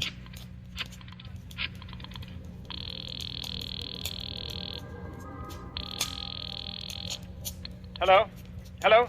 This is Arthur Grange calling. Yes, I know. Did you receive my telegram? Yes, Sir William. What's all the mystery about? Well, I'll tell you about it on Thursday. Are you coming? Yes, I'll be there. Very good. I particularly want you to be there. You sound so mysterious, I'm thinking of coming armed or bringing several bodyguards. No, it won't be necessary to bring any bodyguards. But you'd better come armed. Well armed. Yes, bring a revolver. Good night.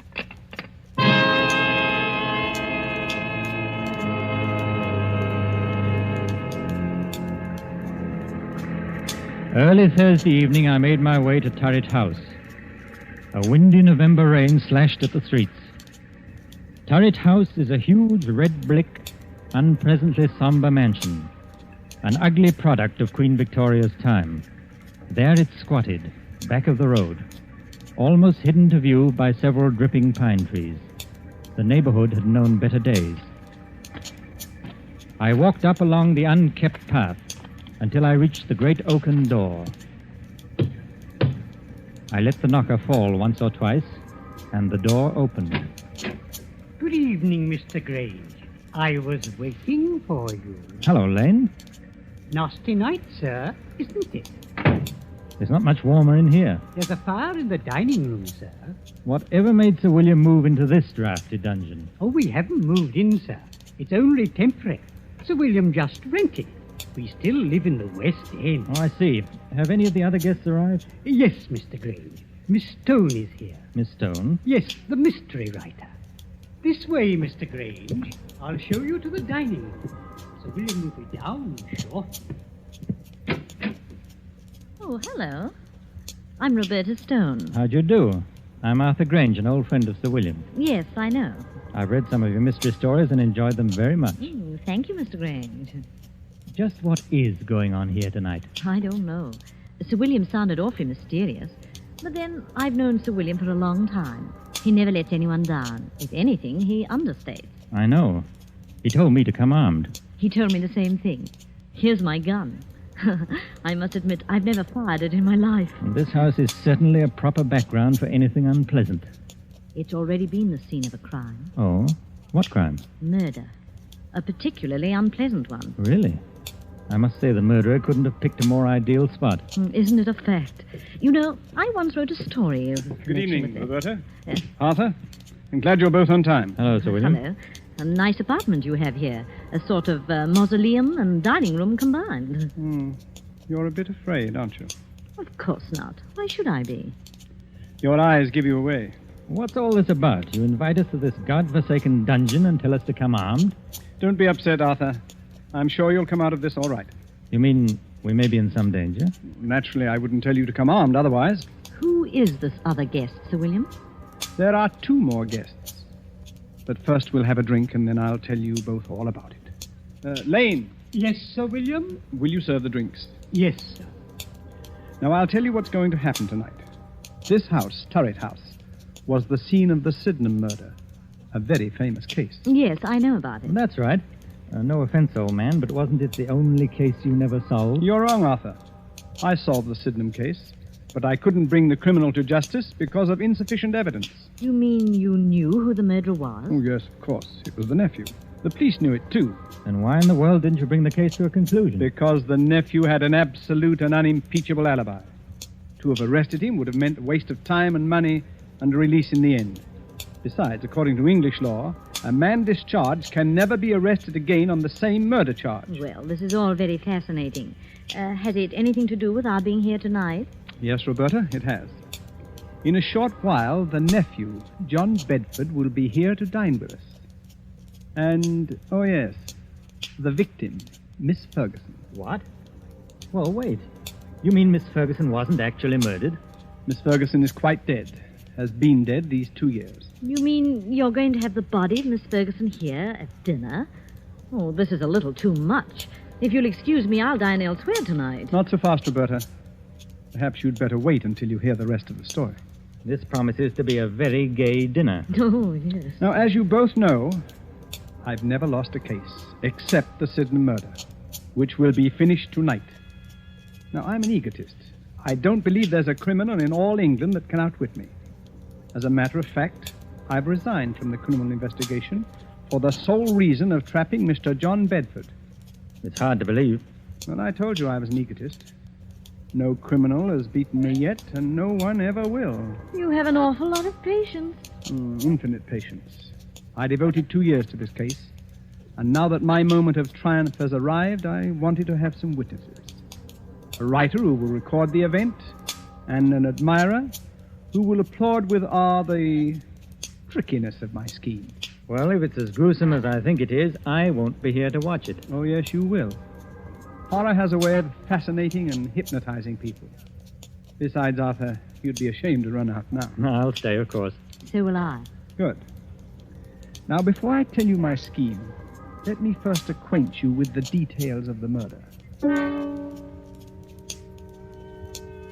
Exactly 2 years ago tonight, old Miss Ferguson.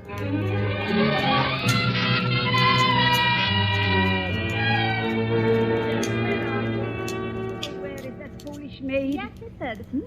Why don't you answer when I call? I was in the kitchen, ma'am. It's after 10 o'clock. You should be on your way home. I was just about to leave. Has my nephew called? No, ma'am. Mr. Bedford hasn't called since yesterday. I told him he couldn't come in, just like you said. I don't ever want to see him again. He's no good. He's an evil man who will come to an evil end. You're never to let him in here, Hilda. He won't ever come in this house if I can help it. No, ma'am. Now you'd better run along and make sure all the doors are bolted. Yes, ma'am. Good night, Miss Ferguson. Good night, Hilda. a pity about that nephew of mine. I'll change my will. Won't leave him a penny, I won't. In the morning, I'll change the will. That's... Who's there? Who is it? I, Aunt Martha, your own affectionate nephew. What are you doing in my house? Oh, you're not at all pleased to see me. Your only living relative, too. I'd like you to leave at once or call the police, I've called. I'd rather not, Auntie. I want to have a talk with you. You don't want to talk to me. All you want is money. Yes, Auntie, I do want money. And lots of it. You've got all the money you'll ever get out of me. You won't even get a penny after I die. I'll see to that. Perhaps you'll appreciate the value of money after you've worked for it. You know, Auntie... You're wearing gloves. What are you up to? I've made up my mind. What are you doing? Keep away. You're an old woman. All that money's no good for you. You can never use it. I'm young, and money means life to me. A rich and gay life. You're old, and you're going to die soon anyway. No, it can't be. You're not going to do that. Yes, Auntie, I am. You don't want to live anywhere. You're lonely, you're sick, and you're old. I'm going to do you a favor. Nobody can hear you now. I'm your heir.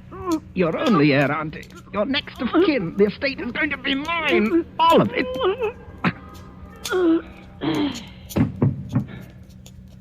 Now, don't you worry, Auntie. We'll have a fine funeral for you.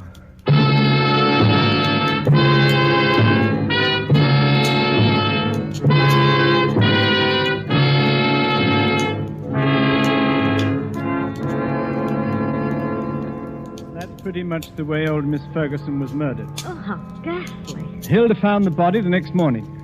I immediately went to work on the case. All the evidence pointed to John Bedford. Everyone believed he committed the crime. He almost admitted it himself. I had him brought to my office for questioning.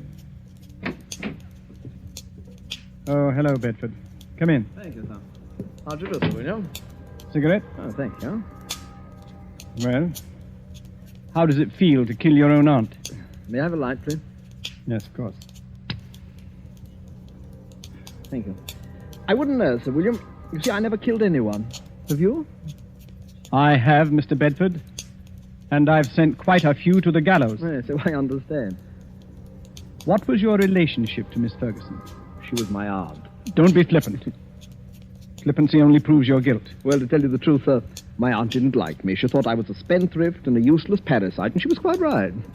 Would you mind telling me where you were the night your aunt was murdered? Oh, not at all. In jail. I had drunk a little too much and gotten into a bit of a tiff with someone, that's all. Have you ever been arrested for drunkenness before? Never, Sir William. This was my first offense. It's quite an alibi. Quite a fact. It would hardly be possible for me to be in jail and kill my aunt at the same time, you know. Unless, of course, my aunt came into my cell and allowed me to murder her, after which she walked back to Turret House as a ghost, dragging her body behind her. According to my reports, Mr. Bedford, you drink very little. No one who knows you has ever seen you drunk before. You probably got drunk in joyful anticipation of murdering your aunt. As a thoroughgoing criminal investigator, don't you think you ought to check my story? I already have. Oh. You've done a very skillful job. Too bad you couldn't use your talents for something constructive. Well, why don't you arrest me, Sir William? No, Mr. Bedford. I have time. Plenty of time. Well, you'd better work fast. By the time you get around to me, I'll have spent all of my aunt's beautiful money. It's not the money we're after. It's you. Your beautiful life. Good day, Mr. Bedford.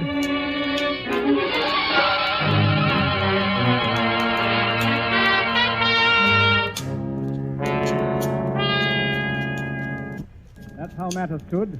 I refuse to let any of my men arrest him. But how in the world could he have murdered his aunt while he was in jail? Perhaps he bribed the prison guard to let him out for an hour. Yes, Roberto, I believe he did. Unfortunately, the guard died of pneumonia soon afterwards, which left us no further source of evidence. As far as I can see at the moment, Sir William, you haven't a leg to stand on. You're quite right, Arthur, I haven't. Except that every man, particularly a criminal, has an Achilles heel. I discovered John Bedford's weakness. What is it? He's superstitious.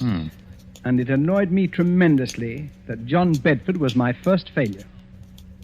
Here was a clever, calloused criminal who laughed at me. No one had ever done that before. Bedford knew I could do him no harm, and he made the most of it. Carefully and patiently, I thought it over. I looked upon Bedford as you would look on a Chinese puzzle. There is no such thing as an impregnable defense. A few months later, I went to visit Bedford.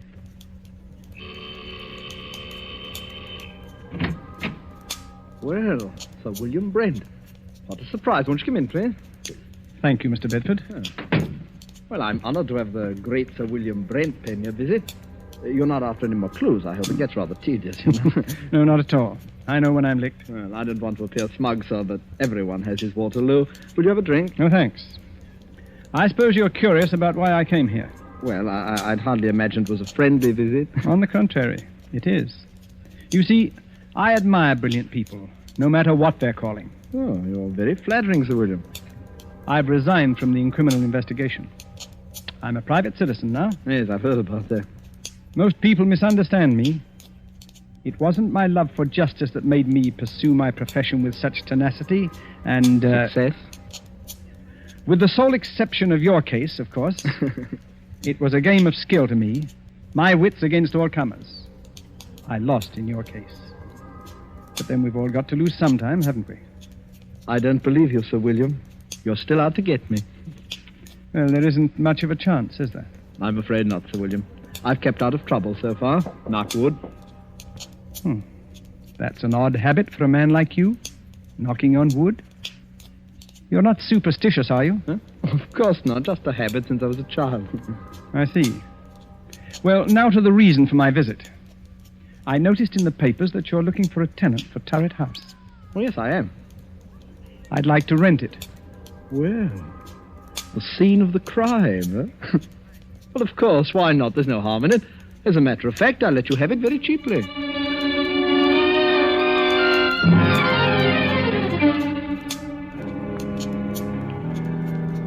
And that's how I rented this house. The house where the murder was committed. Well, what's your plan? It had better be a good one. Mr. Bedford sounds like a hard customer. Yes, it's a strange plan, but an effective one. I saw Bedford frequently. Our acquaintance blossomed into a kind of friendship, an armed friendship, of course. He knew I was out to get him, and I wanted him to know that. He's vain, very vain. And this game intrigued him. I also learned that he was very superstitious, although he denied it vigorously. Tonight is the anniversary of the murder, and tonight Mr. Bedford dines with us at 8 o'clock. It's nearly 8 now. Now, this is the plan. You know May Wakefield? Of course. She's the famous Shakespearean actress. That's right. During dinner, she will enter the room in the precise likeness of Miss Ferguson, the murdered woman. We, of course, will pretend not to see her. We remain outwardly unconscious of her. Only Bedford will be aware of her presence. I believe Bedford will confess. I'd imagine he'd keep away on this night, especially if it's the anniversary. He's giddy with success. And also, the fact that Roberta Stone, the famous writer, is here with us, tweaks his vanity. He'll be here promptly. Oh, I don't like this. Well, this is just like one of your stories. It doesn't become you to be frightened. Oh, I won't run away. Well, there's one more thing. During dinner, the electric lights will be switched off at the main, and candles will be lit. Oh. We must have the correct atmosphere. You understand now? You're not to see May Wakefield. She doesn't exist for us. Is that clear? I'll look right through her. Oh, it gives me the creeps. That, I am sure, is our Mr. Bedford. The appearance of John Bedford suddenly made the whole scene grimly real. He was a tall, well-built man in his late 30s, immaculately dressed and perfectly groomed. At first sight, his face seemed pleasant enough, but on closer scrutiny, his gray eyes were hard and cold. He looked us over, all of us, with arrogance and superiority. I heartily wished I was elsewhere. This was one scene I had no desire to witness. After the introductions were over, we sat down to dinner. Is it still nasty outside, Mr. Bedford? Yes, and getting worse. Looks like we're in for a few days of this. Too bad. I was going to do some writing tomorrow. The soup is excellent. Yes, your cook should be congratulated, son. The soup's a masterpiece. Poor Alice. She's been my cook for 20 years.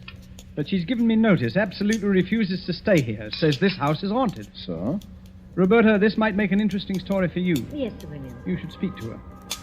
Alice swears that she has seen the figure of an elderly lady with finger marks on her throat walking about this house.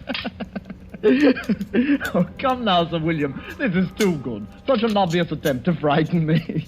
Sir William is convinced that I murdered my aunt. Please, Sir William, a little more subtlety. Surely I deserve it. Perhaps the cook did see the figure. As you very well know, Mr. Bedford, I don't believe in ghosts, and I'm sure my cook never saw this elderly figure. It's all in her mind. Well, I'm afraid your little attempt didn't work, sir, but I must admire your graceful admittance of its failure. Yes, I suppose I'd better give up, shouldn't I? Oh, no, never give up. If at first you don't succeed, you know. Do you live very far from here, Mr. Bedford? Thank you, Miss Stone, but there's no need to change the topic. I hope you find this game as amusing as I do. I'm sorry, Mr. Bedford, but this isn't my idea of pleasant dinner conversation. Oh, we'll talk of pleasant things. I saw a very exciting play last night. Excuse me a moment. It's really fearfully hot in here. Do you mind if we get a little air, please? Oh, I'm sorry. It is rather warm. Lane, open one of the windows, please. Yes, sir. Awful weather, isn't it? Yes. I don't know how we're going to get home, really. It's a bad month of the year. I'd intended to go to the Riviera for... What's the matter? Honest. Lane, what on earth is wrong with the lights? I don't know, sir. Well, don't stand there. Light the candles. We can't sit here in the darkness. And get the chauffeur. He knows something about electric lights. I'll call the chauffeur right away, sir. I'm terribly sorry about this. We've had trouble with the wiring before. The chauffeur will have it fixed in a few moments. Now, let's get on with our dinner. If this is one of your tricks, Sir William, Oh, have some more wine, Mr. Bedford. It was a tense and terrible moment. I looked at Roberta. She was pale and frightened. Bedford, for all his poise, was uneasy. He didn't know whether Sir William was planning anything or whether this was really an accident. My heart was pounding away, and my palms were moist with perspiration. Only Sir William appeared cool. There was not a trace of emotion in his face. Oh, Mr. Bedford, you were saying about visiting the Riviera. Yeah? It's quite a change from England at this time of year. Well, I suppose I'll make the trip next month, but What's the matter, Mr. Bedford? Nothing at all. I wish we could have some light. Rather difficult to see. Yes, I'm terribly sorry this had to happen just at dinner. Have a little more wine, Mr. Bedford. Yes, thank you. The figure of a woman had entered the room. She had come in silently, like a ghost. We all saw her, but not one of us moved or made a sign of recognition. In the dim candlelight, she looked ghostly and unreal. Bedford looked at all of us, to see if we also had seen the figure. But we ate our dinner grimly. He looked again, then shook his head and gulped more wine. Don't any of you see anything? See what, Mr. Bedford? This is another one of your tricks. Can't any of you see her? What's got into you, Bedford? It's my aunt. My aunt. Perhaps you've had too much to drink. Huh? Your aunt's dead, Mr. Bedford. You're not seeing ghosts, I hope. Perhaps I drank too much. Yes, of course. She's coming toward me. Now, calm yourself. I've never seen you like this. What? There's no one else here. Do you see anyone, Roberta? No, Sir William. I don't either. I'm leaving. I can't make you out, Bedford. You don't seem to be drunk. You're not wearing your gloves today, John. She's real. Can't any of you see her? Can't you hear her? What's come over you, Bedford? I'm leaving here. She's at the door. She won't let me out now. I'm an old woman. Money is no good for me. I'm lonely, John.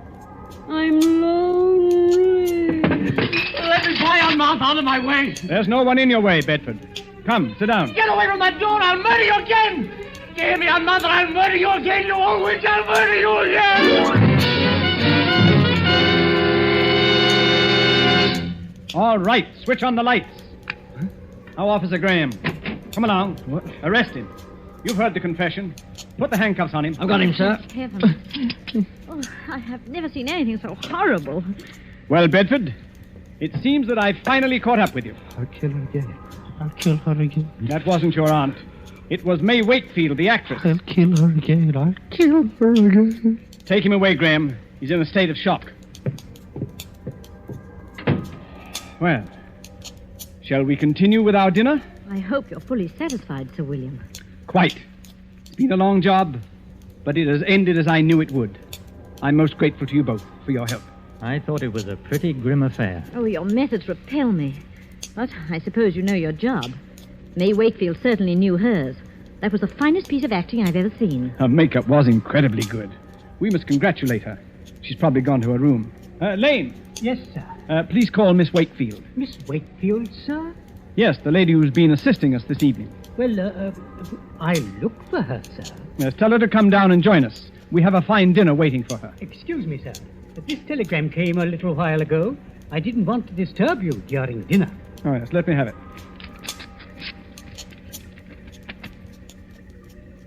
Good heavens. Sir William, what's wrong? I'll read it to you. Severe influenza makes it impossible for me to leave my bed tonight. Will tomorrow night do? Signed, May Wakefield. Lord help us. If it wasn't May Wakefield, then who was that figure here tonight? There was no answer. I looked at Sir William, staring at the telegram. His face was grey and stony. On his left temple, a crooked blue vein stood out. It twitched once or twice, and then was motionless. He looked as though he'd seen a ghost.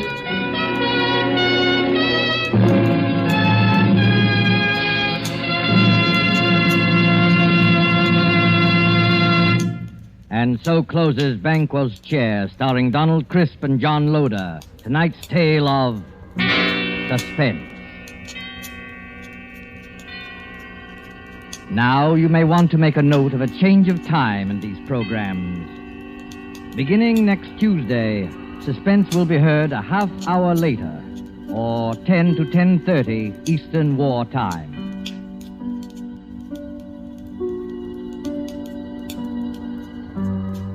This is your narrator, the Man in Black, who conveys to you Columbia's invitation to spend this half hour in suspense with us at our new time next Tuesday, when Vincent Price, Ona Munson, and Osa Masson will star in the suspense play 5 Canaries in the Room.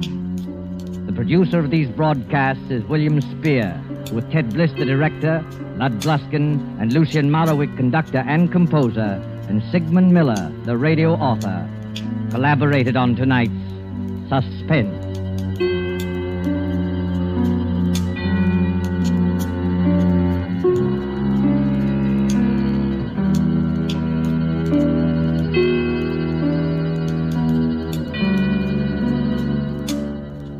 This is CBS, the Columbia Broadcasting System.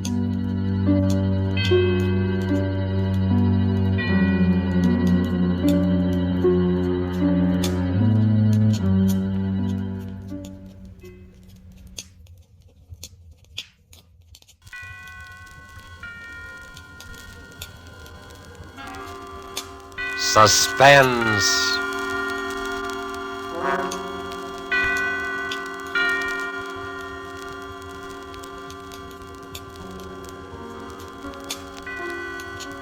This is the Man in Black, here again to introduce Columbia's program, Suspense. Tonight from Hollywood, we bring you 2 of America's most artful and distinguished stars. From the Metro-Goldwyn-Mayer Studios comes Mr. Robert Young, and from Warner Brothers, Miss Geraldine Fitzgerald. Mr. Young and Miss Fitzgerald are with us to play in an unusual tale by the unusual James Thurber. An excerpt from the book My World and Welcome to It, called A Friend to Alexander, adapted for radio by Freya Howard, is tonight's study in suspense. If you've been with us before, you will know that suspense is compounded of mystery and suspicion and dangerous adventure. In this series are tales calculated to intrigue you, to stir your nerves, to offer you a precarious situation, and then withhold the solution until the last possible moment. And so it is with Mr. Thurber's poignant and strange story, and the performances of Robert Young as the man who was a friend to Alexander, and of Geraldine Fitzgerald as his wife Bess, who relates these events to us. We again hope to keep you in suspense.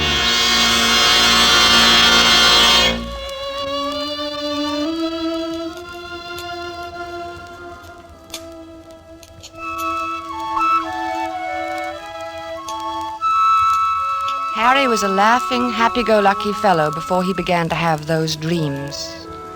I guess he was pretty much like dozens of other men who go to work every morning, settle down in soft chairs with their newspapers after dinner, and like a weekend in the country now and then. He was fond of easy living and good times. Like everyone else, he talked of the war, rationing, tires, and his golf scores. Until those nightmares began to plague him. At first, I was amused. You know, I've been dreaming about Aaron Burr every night. What for? Well, how do I know what for? Aaron Burr is a funny person to be dreaming about nowadays. Why? I mean, with all the countries in the world at war with each other. What's so funny about dreaming? Maybe you're upset. Well, everybody dreams, don't they? I don't see why you'd see Aaron Burr in your dreams. Well, I do. Where do you see him? Oh, places. In Washington Square, or Bowling Green, or on Broadway. Even here on 55th Street? Mostly downtown.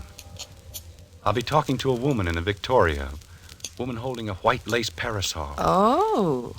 And suddenly there will be Aaron Burr, bowing and smiling and smelling like a carnation, telling us stories about France and getting off his insults. Who is the woman in the Victoria? What? The woman. Who is she? Well, how do I know? You know about people in dreams, don't you? They're nobody at all. Or everybody. Ah, but you see Aaron Burr plainly enough, though. I mean, he isn't anybody or nobody. Or everybody. All right. You have me there, but I don't know who the woman is. Are you sure? And what's more, I don't care. Maybe it's Madame Jumel or Mittens Willett or a girl I knew in high school. Who's Mittens Willett?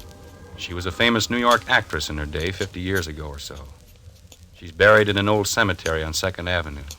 I've seen the tombstone. That's very sad. Why is it? Oh, I mean, she probably died young. Almost all women did in those days. He's a vile, cynical cad. I was standing and talking to Alexander Hamilton when Burr stepped up and slapped him in the face. When I looked at Hamilton, who do you suppose it was? I don't know. Who? My brother, Walter, the one I've told you about. The one who was killed by that drunk in the cemetery. Harry, I never could get that story straight. I've told you about it a dozen times. This drunk came up to him when his back was turned and... What was he doing in the cemetery? That's not the point. He was killed. That's what's important. And I loved him very much. I don't understand what... What's the use of telling you every time I mention it? You start asking the same questions. I understand now, dear. When you looked at Hamilton, he was your brother Walter. Yes. Harry, maybe we ought to go to the country for more weekends. Weekends? Yes. I'm going to bed.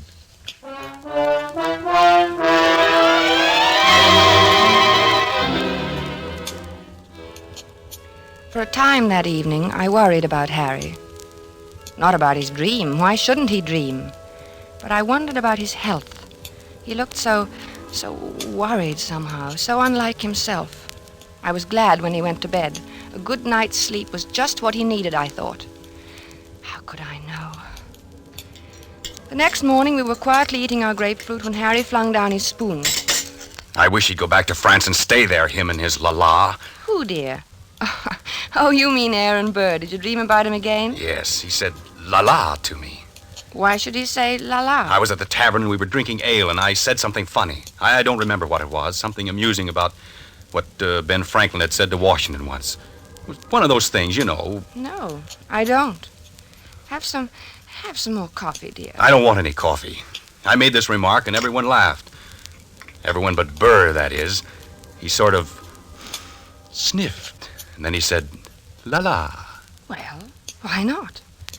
I mean, is there anything wrong about him saying la-la? It was the way he said it. He was sneering at me. They all noticed it. Who, dear? Who noticed The others, all of them. And Hamilton. I was there with Hamilton. It was swell until Burr came in. Aaron Burr. I don't see why you dream about him all the time. Don't you think you should take some luminol? I'm not sick, I tell you. I know what I'm dreaming. I just thought, well, it's always Burr, and that seems odd. Well, why? Why shouldn't I dream about Burr if I want to? But you don't want to. No, but I can't help it. Everywhere I go with Alexander, sooner or later Burr shows up and makes those nasty remarks. Last night he elbowed Alexander out of his way. Did it deliberately. Alexander? Hamilton. Oh, Alexander Hamilton. Yes, goodness knows I'm familiar enough with him by this time to call him by his first name. Harry, you know, we might go to the Old Drovers Inn this weekend. You like it there. Hamilton has become not only my brother Walter, but practically every other guy I've ever liked. Don't you like the Old Drovers Inn anymore? Isn't it natural that Hamilton should represent my brother and guys I like? That's natural, isn't it? Yes, I suppose it is. Well, then why are you looking at me like that? You know, dear, I wish you'd go and see Dr. Fox. I don't want to see Dr. Fox. I want Aaron Burr to stop sneering at me in my clothes. He looks at me and his lips curl up and he says, "La, Mr. Andrews, what odd taste you have." I wish you'd go and see Dr. Fox. I'm going to the zoo and feed popcorn to the rhinoceros. That makes things seem right. For a little while, anyway.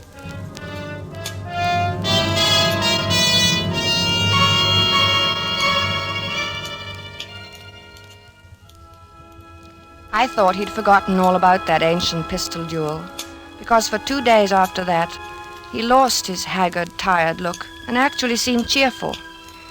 But one night, about 5 a.m, he came into my room in pajamas and bare feet, his hair disheveled and his eyes wild. He got him. He got him. The rotter got him. Alexander fired in the air and smiled at him, just like Walter must have smiled. Like Walter? Oh, yes, dear. Your brother Walter, who was killed in a cemetery. This was at Weehawken in New Jersey. What? Your brother? No, Hamilton and Burr. Their duel. Hamilton had a white ruff around his neck. Burr was in black tights, French clothes. Alexander lifted his pistol and fired in the air and then smiled at Burr. And then that fiend from hell took deliberate aim. He took so long. He meant to take his time about it. I saw him grin. And then he pointed his pistol at Alexander and fired. He killed him in cold blood, the foul scum! Oh, darling. Don't, darling. Here, dear. Take some of these pills. I don't want any. Oh, take it. You'll feel better. I don't want any, I tell you. Here, darling. Swallow. Please, swallow. All right. There. That's better. The cad. A rotten, sneaking cad. He grinned just as he fired, and Alexander clutched himself at the stomach, then shook his head and tried to walk forward. Then he fell, with his mouth open as though he wanted to say something. And Burr stood there, grinning.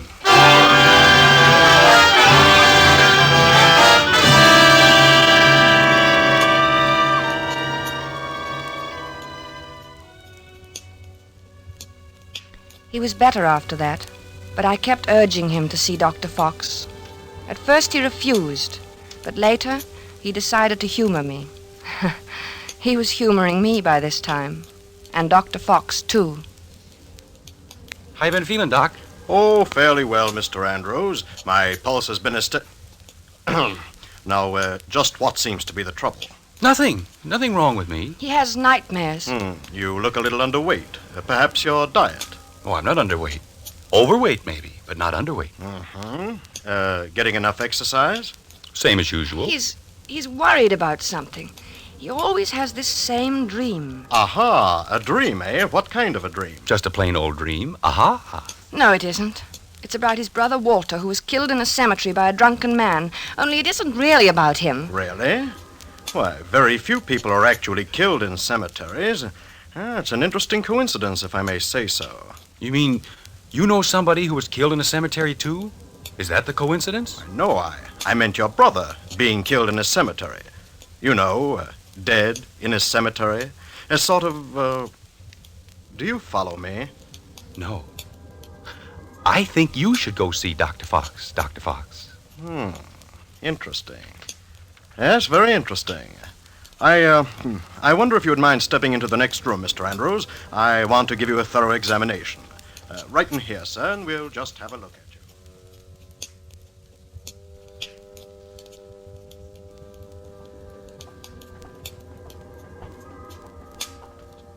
Well, I hope you're satisfied. You heard what he said.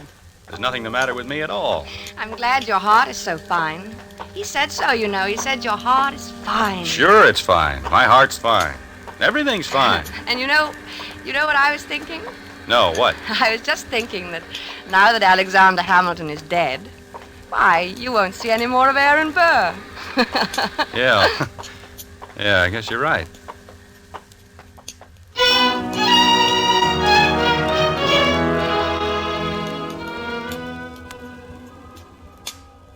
But I was wrong. Aaron Burr did not leave my husband to sweeter or more peaceful dreams.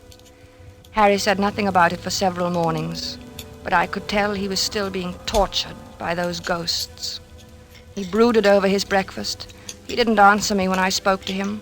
I dropped my butter knife, and he jumped. What was that? Only my knife. Oh, Harry, are you still dreaming about that man? I wish I hadn't told you about it. Forget it, will you? I can't forget it with you going on this way. Can't you forget I mentioned it? Maybe you should see a psychiatrist. Oh, bosh. What does he do now? What does who do? Aaron Burr. I don't see why he keeps coming into your dreams now. He goes around bragging that he did it with his eyes closed. He says he didn't even look. Didn't look when? When he killed Alexander in that duel. Well, what? He claims he can hit the ace of spades at 30 paces blindfolded. Furthermore, since you ask what he does, he jostles me at parties now. I think you should stay out of this, Harry. It wasn't any business of yours anyway. And it happened so long ago. I'm not getting into anything. It's getting into me. Can't you see that? I see that we've got to get you away from here. Oh, maybe if you slept someplace else for a few nights, you wouldn't dream about him anymore. I don't know. Let's go to the country tomorrow. We'll stay at the Lime Rock Lodge. Bess, why can't we visit the Crowleys? They live in the country. All right, fine. Bob has a pistol, and we could do a little target shooting. What do you want a pistol for? Plenty of open space. I'd think you'd want to get away from shooting. Yes. Sure, dear.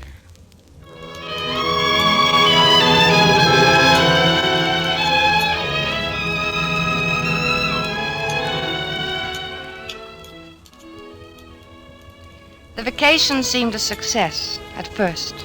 When we arrived at the Crowley's house in the cab, I thought I'd left my suitcase at the railroad station. Harry laughed his old normal laugh for the first time in many days as he found the bag and handed it to me.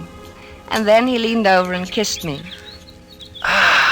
Good old Connecticut. Oh, Harry, this is wonderful. Oh, we'll have a grand time, Bess. Yes, dear. Hello, Miss. Hi, Harry. Here they come. Good old Bob. Remind me to tell him that rabbit joke. Hello, Madison. I'll take your bags, Mr. Andrews. Thank you, Madison. Good to see you. Thank you, sir. Hello there. Biz, what a wonderful Well, day. Bob, Hi, how's the Dad. old country squire? Oh, fine. How have you been? Never better. Boy, it's good to be here. Hello, Alice. Well, you two, I'm so glad you've come. Gets kind of dull here in the hinterland. Oh, I'm glad, too. Say, wait till you get one of our extra special cold martinis into you. You'll feel ship-shape. Still know how to mix them, huh? Better than ever. Get lots of practice these long country winters.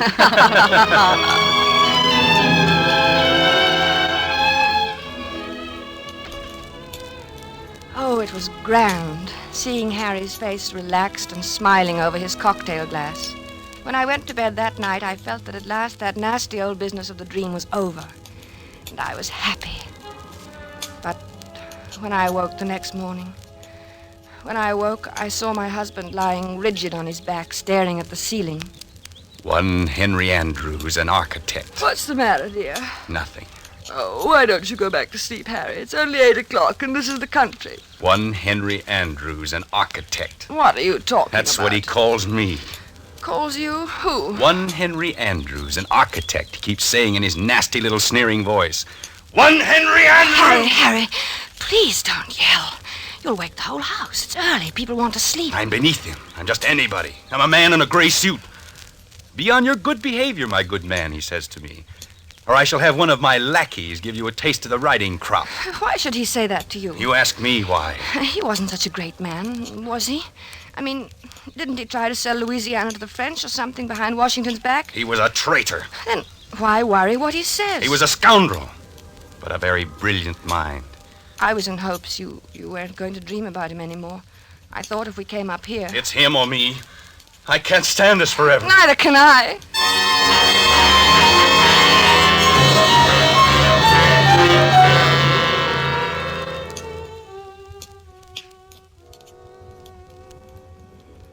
As I had expected, Harry spent most of the afternoon with Bob shooting at targets. At first they just aimed at the paper squares. It all seemed to be good-natured and in fun.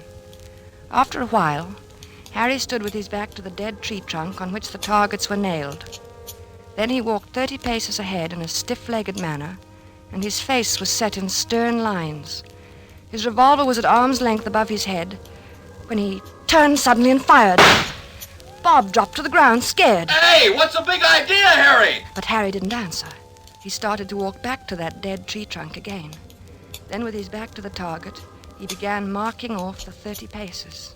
Bob called to him. I think they kept their arms hanging straight down. I don't think they stuck them up in the air. But my husband continued to count off. At the 30th step, he lowered his arm, wheeled about suddenly, and fired from his hip. Hey there, watch out! 2 of the shots missed the tree, but the last one hit it.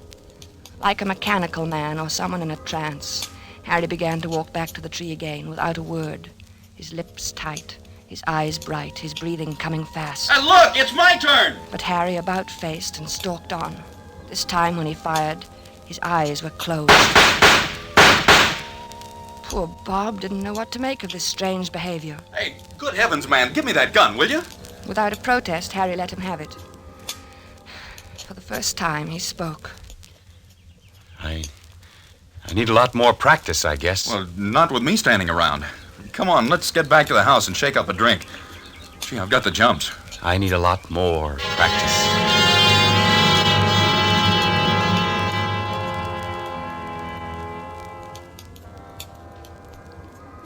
I guess I must have slept soundly that night, because I didn't hear him leave the room. He must have crawled out of bed, dressed silently, and crept out of the room. The sun was just coming up, and the light was hard, and the air was cold. Then I heard the shots. I threw on a dressing gown and ran downstairs. The Crowleys were in the hall. Oh, good heavens, Bess. Is Harry all right? It sounds like it. Where is he? What's he doing? It sounds as though he's out behind the studio shooting. Alice. Oh, no, take it easy, Bess. Bob will go out and get him. Maybe he had a nightmare or walked in his sleep. No. He never walks in his sleep. He's awake all right. Now, let's go down and get some coffee. He'll need some. Yes, I'll need some, too. Hey, what the dickens is the matter with him, anyway? I don't know. I'm so sorry. Bob, you go get him. At your service, madam, alive or dead. Bob, stop it. Okay, I'll do my best. Come on, Bess. We'll go to the kitchen. What's that noise? Where? In the kitchen.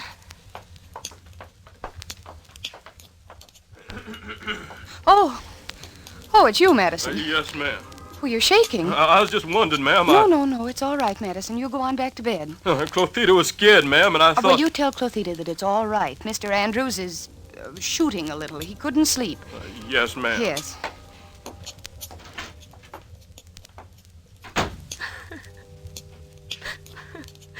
I don't know what to do, Alice.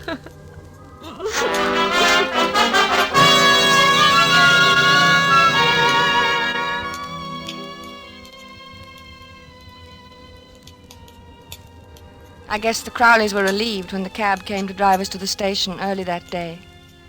Their maid had threatened to leave. The neighbors were complaining about the early morning disturbance, and their own nerves were ragged. Boy, I'll need a drink after that. Yes, and make mine a stiff one. Gee, I'm sure glad he's gone. Well, it was either he or Clothita. You can't afford to lose a good cook these days. Say, what do you think's the matter with him? I don't know. It's what Clothita would call the shoots, I guess.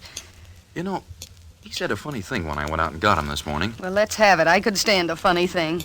I asked him what the deuce he was doing out there in that freezing air with only his pants and shirt and shoes on, and you know what he said? What? I'll get him one of these nights. That's just what he said.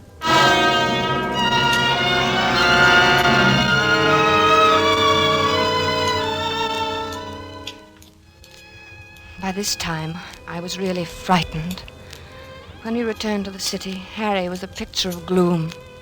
Our first night back, I looked at him as he lay on the chaise longue in my bedroom in his blue dressing gown, smoking a cigarette.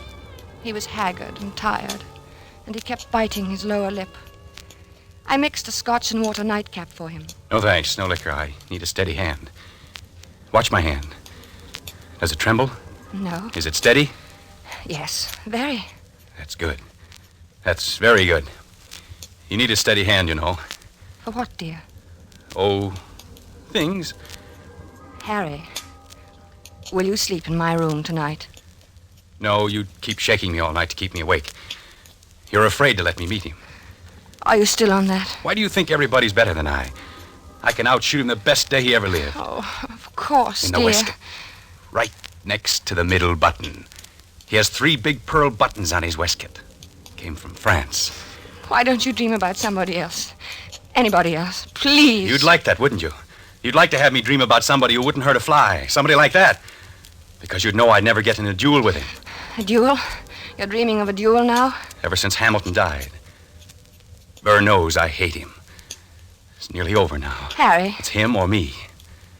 I'll get him, the rotter. But Harry... I know I'll get him. You see, I have a modern pistol. He has to use an old-fashioned single-shot muzzle loader.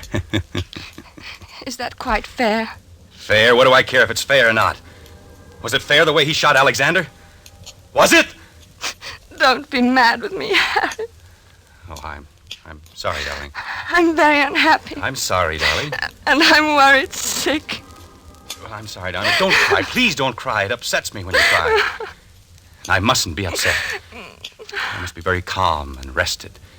My hand must be steady tonight. Especially tonight. I'm so worried, Harry. Don't worry about me. I'll be all right. I'll be fine. My hand is like a rock.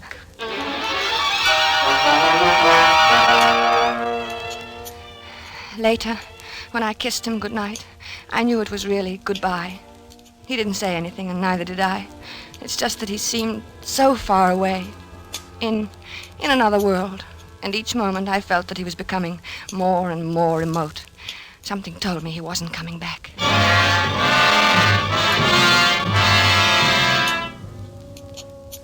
I couldn't sleep. After an hour of tossing and turning, I went to Harry's room. He was sleeping peacefully. I sat down in his chair and watched over him for a long while. Then, finally, I must have fallen asleep. A beautiful morning. It was about 5 in the morning when I awoke. Harry was talking in his sleep. Ah, yes, the doctor. Good of you to come, doctor. Yes, often misty at this hour. Harry. Are they loaded? Splendid. Harry, wake up. Yes, I'm perfectly ready. Is Mr. Burr? He is? Good. Shall we proceed? No, I do not care to make a statement. Very well. Yes, I understand perfectly. 10 paces. Turn and fire at the dropping of the handkerchief. Yes, 10 paces. Harry. Thank you for acting as my second, Mr. J. Of course, extremely good of you. Very well, then I'm quite ready. 1, 2, 3, Harry. 4, Harry, please. 5, Don't, Harry. 6, 7, 8, 9, 10. Harry. Harry, dear. Harry.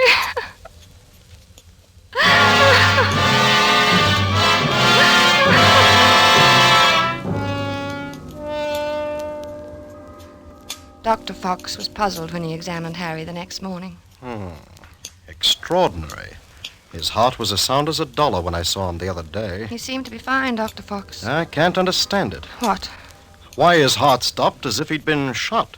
Shot? Yes. Of course, there are no gunshot wounds and no... Shot. Now, Mrs. Andrews. That's it. Shot. No, you'll have to calm yourself. You can't help him now. I should have known it would happen. I kept staring at Harry's right hand. The 3 fingers next to the index finger were closed stiffly on the palm, as if gripping the handle of a pistol. The taut thumb was doing its part to hold that invisible handle tightly and unwaveringly. But it was the index finger which held my eye the longest. I looked carefully to make sure I was right. Yes, it was so. That index finger was curved inward slightly, as if it were about to press the trigger of a pistol. So there had been a duel after all. Perhaps there was no gunshot wound. But Harry had been shot as surely as he was dead. Dr. Fox saw me staring and spoke to me. What are you looking at, Mrs. Andrews? Harry never even fired a shot. Aaron Burr killed him the way he killed Hamilton. What are you talking about? Aaron Burr shot him through the heart. I knew he would. Yes, but there's no evidence. I knew he would. Then Dr. Fox put an arm around me. He looked at me gently and a bit frightened, the way I used to look at Harry when he told me about his dreams. He led me to his assistant and whispered something. He thought I didn't hear him, but I did. She's crazy. Stark, raving crazy. I let the assistant take me away. Maybe he thought I was crazy, too. But now I knew. Aaron Burr got Harry, just as he had killed Hamilton in that old quarrel long ago. I knew he would! I knew he would!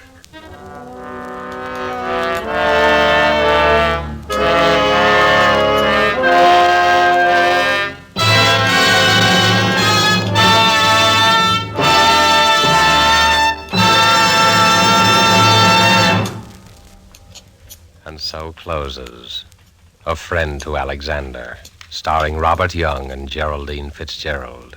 The James Thurber story, which was tonight's tale of Suspense. The producer of these broadcasts is William Spear, who with Robert Louis Cheon, guest director, Freya Howard, author, and Bernard Herrmann and Lucienne Marowik, conductor and composer, collaborated in presenting A Friend to Alexander. Now CBS is pleased to announce that beginning August 17th at 10 to 10:30 Eastern Wartime, Mr. Robert Young, whom you've heard as star of tonight's Suspense, will begin a brand new CBS series entitled Passport for Hunter. Passport for Hunter will bring you each week the adventures of an American newspaper reporter among the people of the United Nations. Next week's broadcast will be written and directed by Norman Corwin, with music by Bernard Herrmann. And the star, as we have said, will be Robert Young. This is your narrator, the Man in Black, inviting you to be with us next week at this same time when, with Miss Agnes Moorehead and with a repeat performance by popular request of the play called Sorry, Wrong Number, we again hope to keep you in suspense. This is CBS, the Columbia Broadcasting System.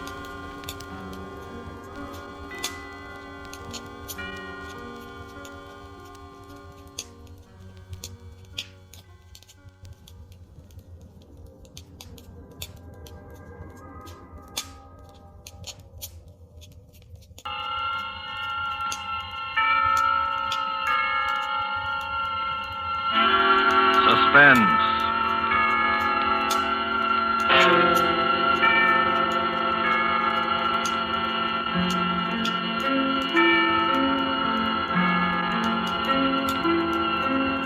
This is the Man in Black, here again to introduce Columbia's program, Suspense. From Hollywood, we bring you as star, Mr. Orson Welles, who this evening begins a 4-week engagement as guest of these proceedings. In the interest of prime suspense, Mr. Welles and the producer of this series have scheduled 4 radio stories which they feel are particularly distinguished in our chosen field. The first of these is The Most Dangerous Game by Richard Garnell. And so with the performance of Orson Welles in the character of General Zaroff and Keenan Wynn as Sanger Rainsford, who learned from Zaroff what was the most dangerous game, we again hope to keep you in suspense.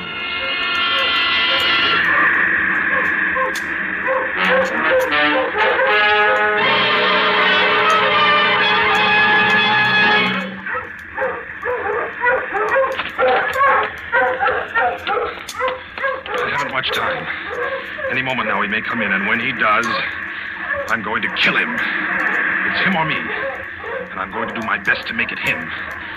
Oh, maybe it sounds crazy to you. I guess it does. It would have sounded crazy to me a few days ago when I was with Whitney on the yacht.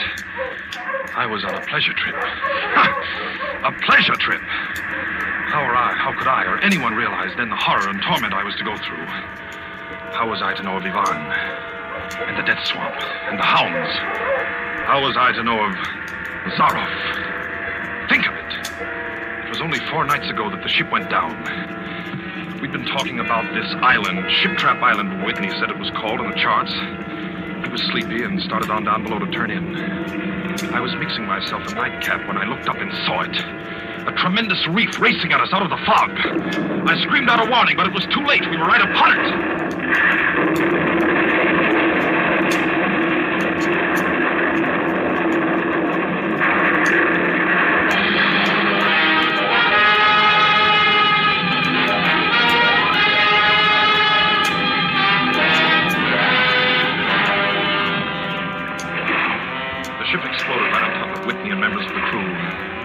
I alone was standing safe out on the prow, but the force of the explosion hurled me into the blood-warm waters. Terrified at the suddenness and surprise, my stomach weak and sick at the thought of the others. The sea was eddying furiously around the sinking remnants of the ship, and a certain cool-headedness came to me and made me swim desperately away, or I might not have lived to go through the horror which was soon to come. I struck out to the right in the direction of the island about which Whitney had been telling me. I had no recollection of how long I swam, but all at once I heard the muttering and growling of the sea breaking on the rocky shore. With my remaining strength, I dragged myself from the swirling waters. All in, gasping, my hands raw, I at last reached a flat place at the top. I flung myself down at the jungle edge and tumbled headlong into the deepest sleep of my life. When I awoke, I was in a strange place, having no idea how I had done it.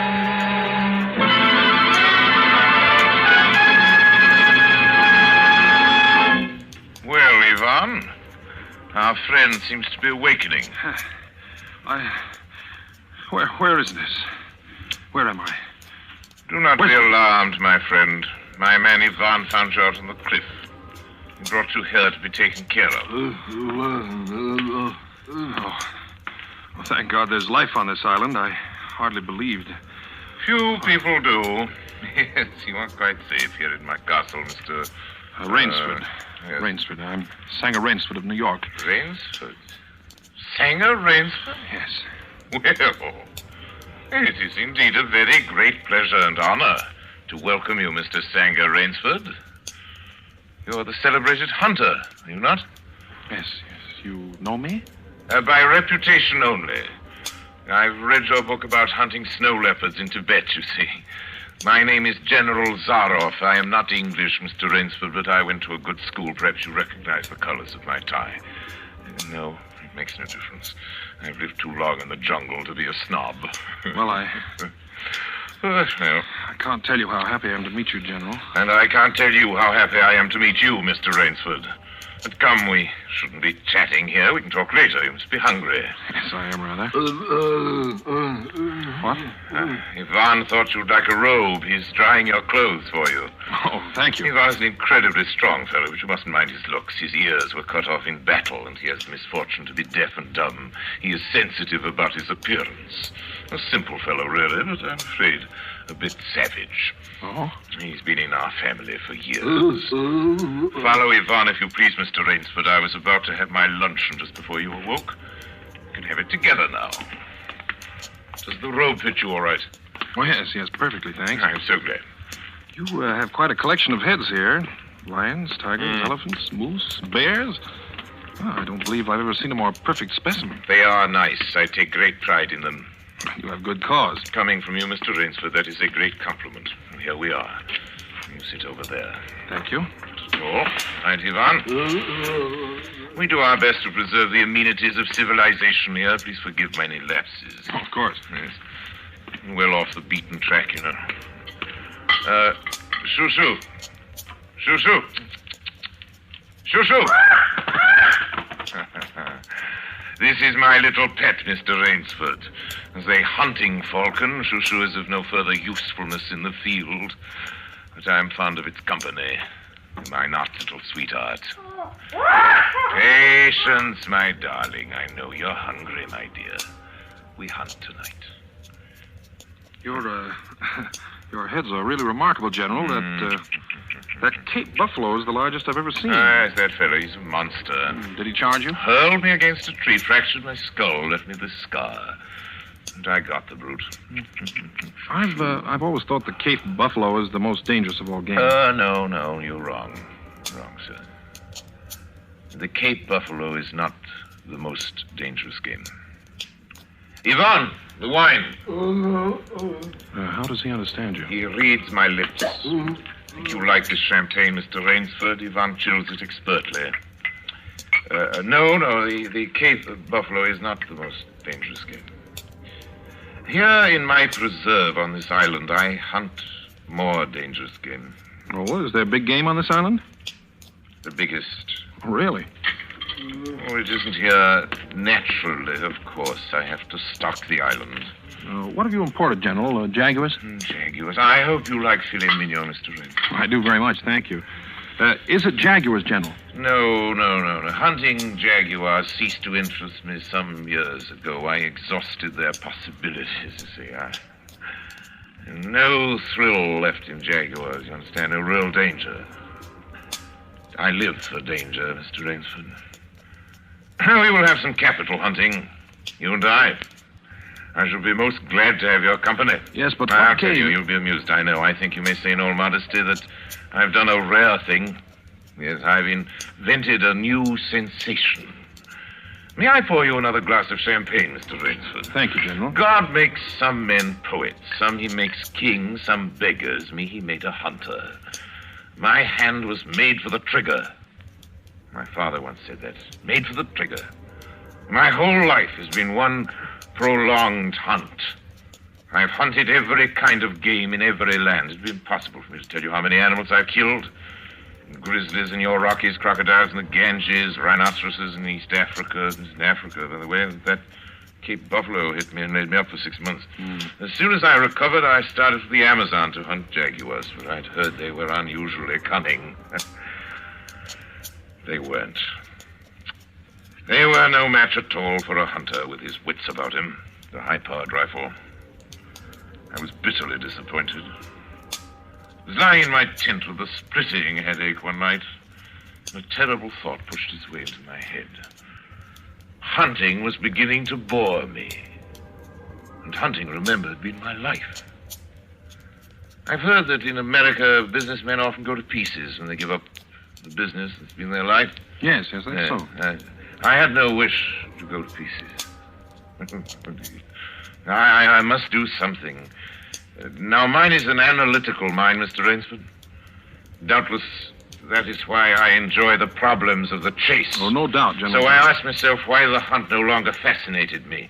You are much younger than I am, Mr. Rainsford, and have not hunted as much, but you perhaps can guess the answer. Well, what is it? Simply this. Hunting had ceased to be what you call a sporting proposition. It had become too easy. I always got my quarry. Always.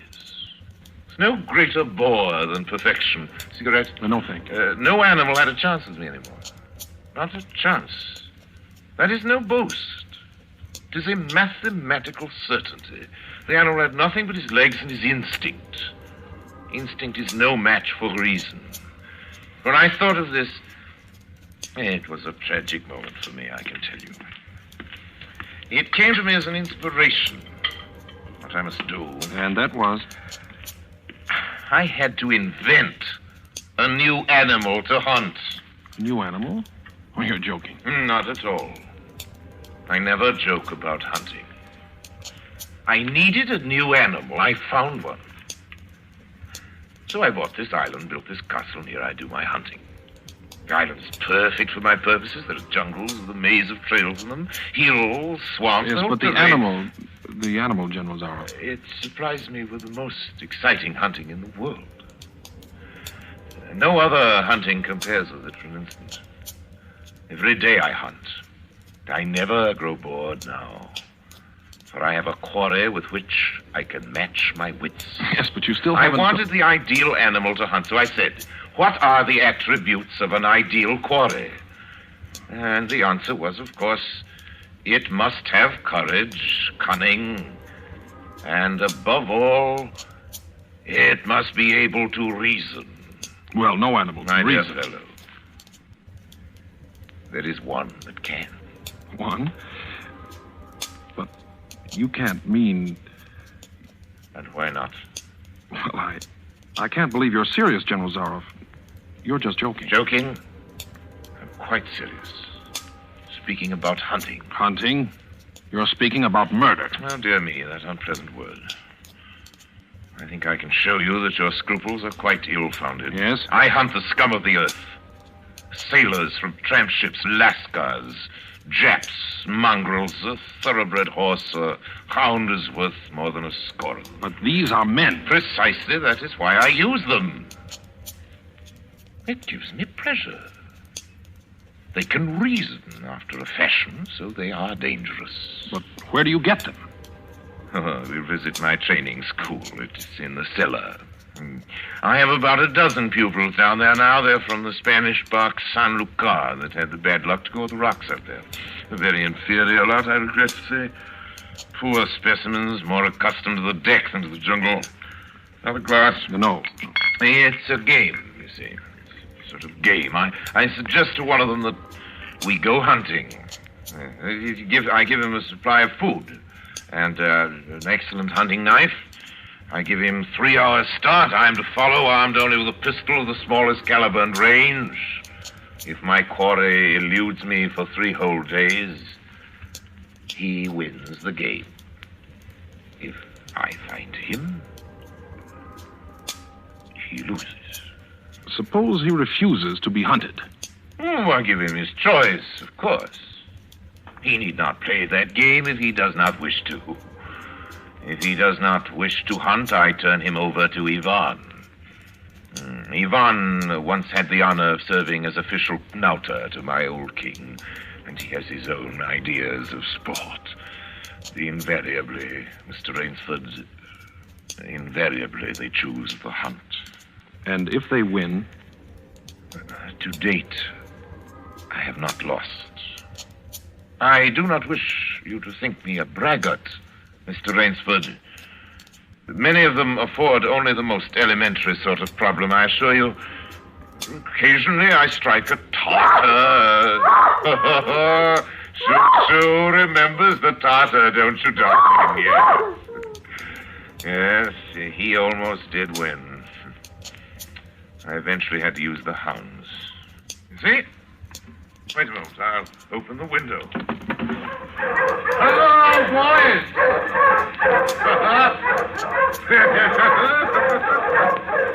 It's a rather good lot, I think. They're let out at 7 every night. If anyone should try to get into my castle or out of it, something extremely regrettable would occur to them. But enough of this. Come, I want to show you a collection of heads I'm quite sure you've never seen before. Join me in the library for coffee. I hope that you will excuse me tonight, General. I'm really not feeling well at all. Indeed. I know what it is. My old complaint.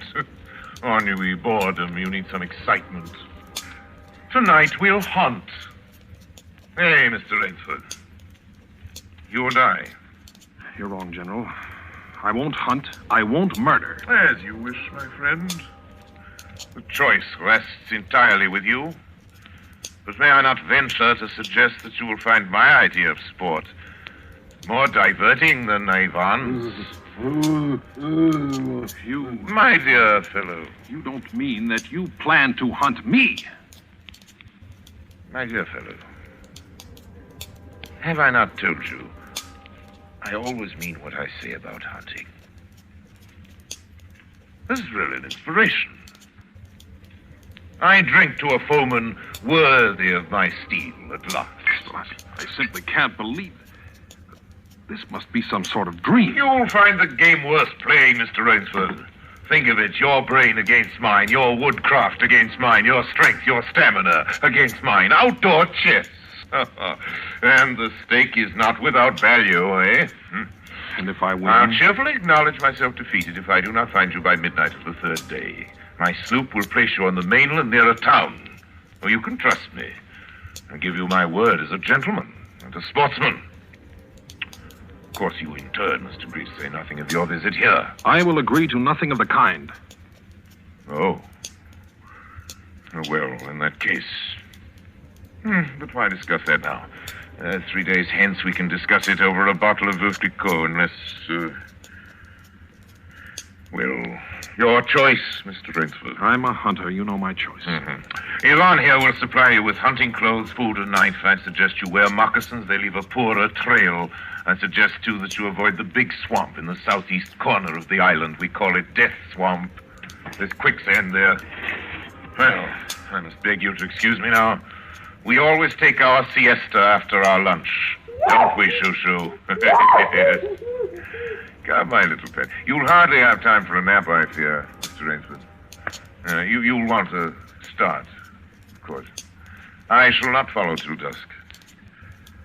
Hunting at night is so much more exciting than by day, don't you think?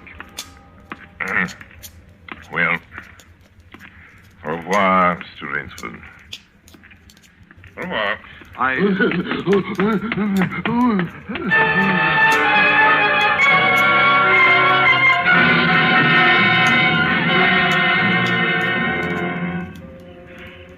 I'd fought my way through the bush for 2 hours, repeating to myself over and over again, I must keep my nerve, I must keep my nerve.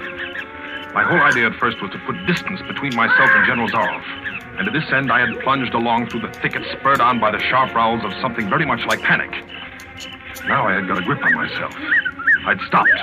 I was taking stock of the situation. I saw that straight flight was futile. Inevitably, it would bring me face to face with the sea. Well, I'll give him a trail, I muttered. And I struck off from the rude path I had been following and into the trackless wilderness. I made a series of intricate loops. I doubled back on my trail again and again, recalling all the lore of the fox hunt, all the dodges of the fox. Night found me exhausted, my hands and face lashed by the branches on a thickly wooded ridge. My need for rest was imperative, and I thought, I played the fox, now I must play the cat of the fable. A big tree with a thick trunk and outspread branches was nearby, and taking care not to leave the slightest mark, I climbed up and stretched out among the broad limbs. Rest brought me new confidence and almost a feeling of security. Even so expert a hunter as General Zaroff cannot trace me here, I assured myself. An apprehensive night crawled slowly by, my mind keenly alert for any sound, any warning. Towards the dawn, an instinct I never knew existed, like an animal must possess, impelled me to look far off in the distance in a westerly direction. Sure enough, following the trail with the sureness of a bloodhound came General Zaroff. Nothing escaped those searching black eyes. No crushed blade of grass, no bent twig, no mark, no matter how fine in the moss.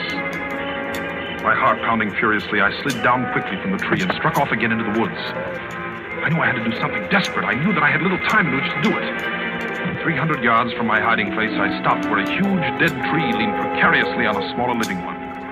Throwing off my sack of food, I took my knife from its sheath and began to work with all my energy. The job was finished at last, and I threw myself down behind a fallen log 300 feet away. I did not have to wait long.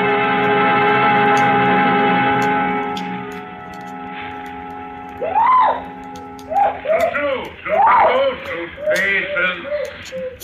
Patience, my darling. You'll be fed. Rainsford. Rainsford.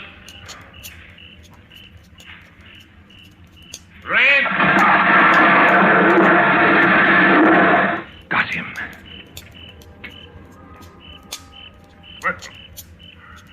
Rainsford?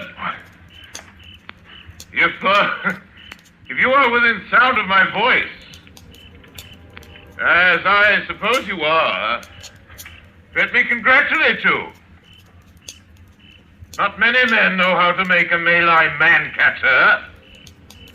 Luckily for me, I too have hunted in Malacca. You are proving interesting, Mr. Rainsford. Very interesting.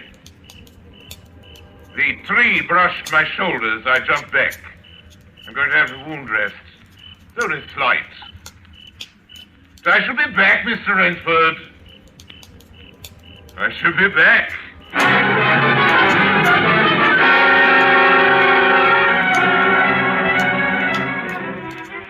It was flight now, a desperate, hopeless flight that carried me on for hours. I don't know where I got the strength. I kept telling myself over and over again that I must keep my nerve. That I was competing with a monster, a super huntsman. Dusk came, then darkness, and still I managed to press on. The ground grew softer under my moccasins. The vegetation grew ranker, denser. Insects bit at me savagely. Suddenly, as I stepped forward, my foot sank into the ooze. I tried to wrench it back, but the muck sucked viciously at my foot like a giant leech. With a violent effort, I tore my foot loose. I knew where I was then. Death Swamp and its quicksand. But the softness of the earth had given me an idea. I stepped back from the quicksand a dozen feet or so and began to dig. When the pit was above my shoulders, I climbed out and from some hard saplings cut stakes and sharpened them to fine points. These stakes I planted in the bottom of the pit with the points sticking upwards. As fast as I could, I wove a rough carpet of weeds and branches and with it covered the mouth of the pit. And wet with sweat and aching with tiredness, I crouched behind the stump of a lightning-charmed tree. Oh, I knew Zaroff was coming. I could hear the paddling sound of his feet on the soft earth. Zaroff was coming and coming fast. He was not feeling his way along foot by foot.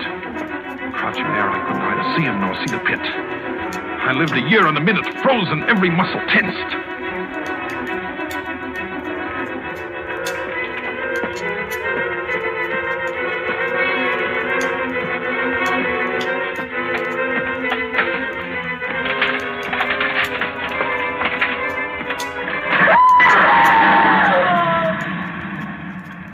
Very good, Rainford. Very good. You've done well. Your Burmese tiger pit has claimed one of my finest towns. Again you scored. I think, Mr. Rainsford, I'll see what you can do against my whole pack. I'm going back to get them now. Thank you for a most amusing evening.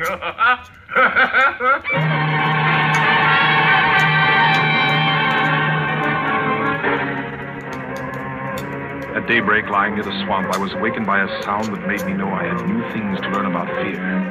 It was a distant sound, faint and wavering, but I knew it. It was the baying of a pack of hounds. I could do one of two things. I could stay where I was and wait. That was suicide. I could flee. That was postponing the inevitable. I had put my very last hope into that tiger pit. For a moment I stood there thinking. All at once an idea that held a wild chance came to me, and tightening my belt, I headed away from the swamp. The baying of the hounds drew nearer. They would be on me any minute now. My mind worked frantically. I thought of a native trick I had learned in Uganda. I caught hold of a springy young sapling, and to it fastened my hunting knife with the blade pointing down the trail. With a bit of wild grapevine, I tied back the sapling. Then I ran for my life. They raised their terrifying voices as they heard them and felt the fresh scent. I knew then how an animal at bay feels. At last I had to stop to get my breath. The baying of the hounds stopped just as suddenly. And with it my heart stopped too. They must have reached the knife. Excitedly I shinnied up a tree and looked back.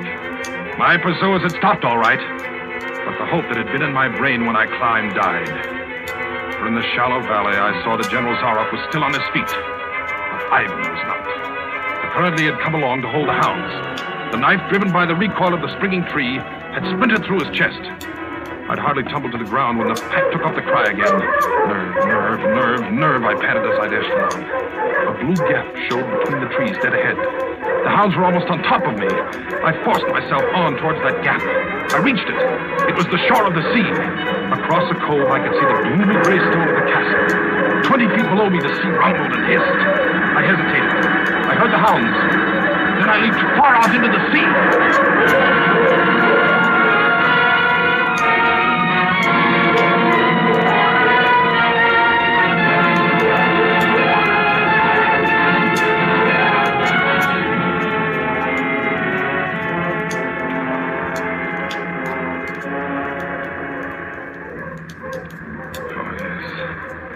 The sea was good to me, and I'm here safe in the General's bedroom waiting for him. 3 days are up, and I've eluded him. But now I must go further. In a moment we will meet, he and I, and he will be unarmed. Only one of us is going to live. You understand that now?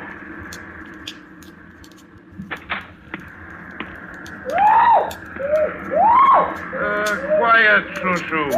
Shushu! You must be patient, dear. You must forgive me. You're hungry, I know.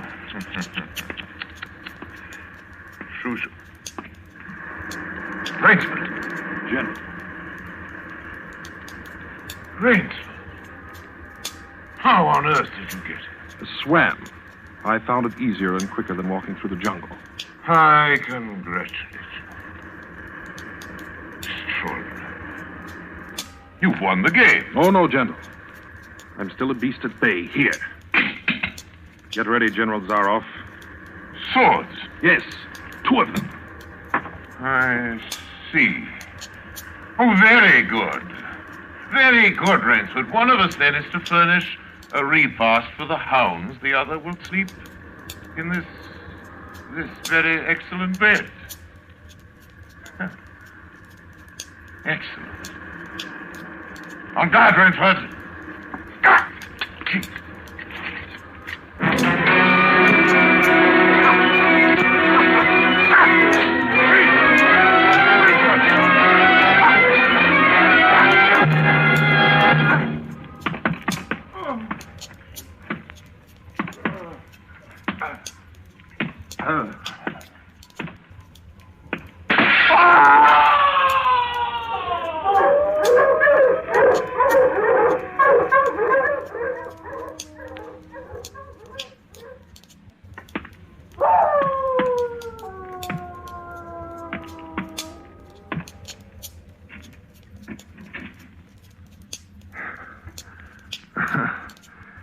It was just as my late host said it would be. A very excellent bed.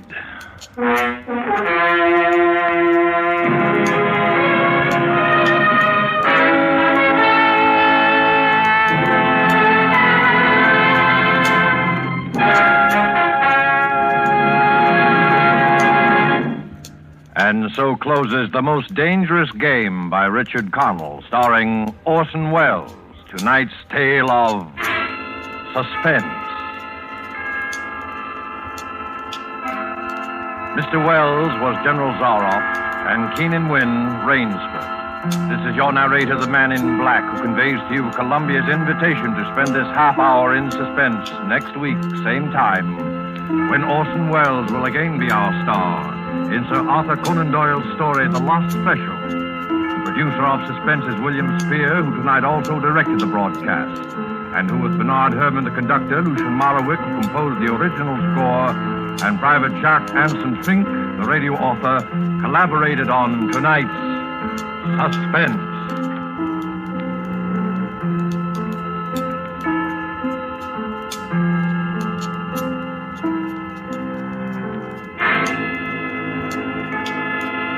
This is CBS, the Columbia Broadcasting System.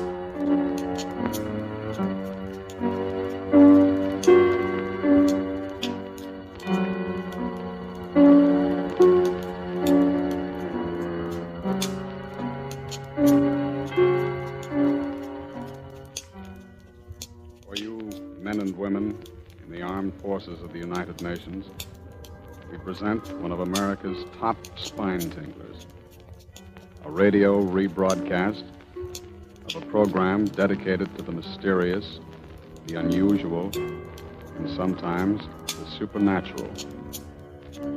A program of suspense. This is the truth. You understand? The truth. It must be the truth. It has to be.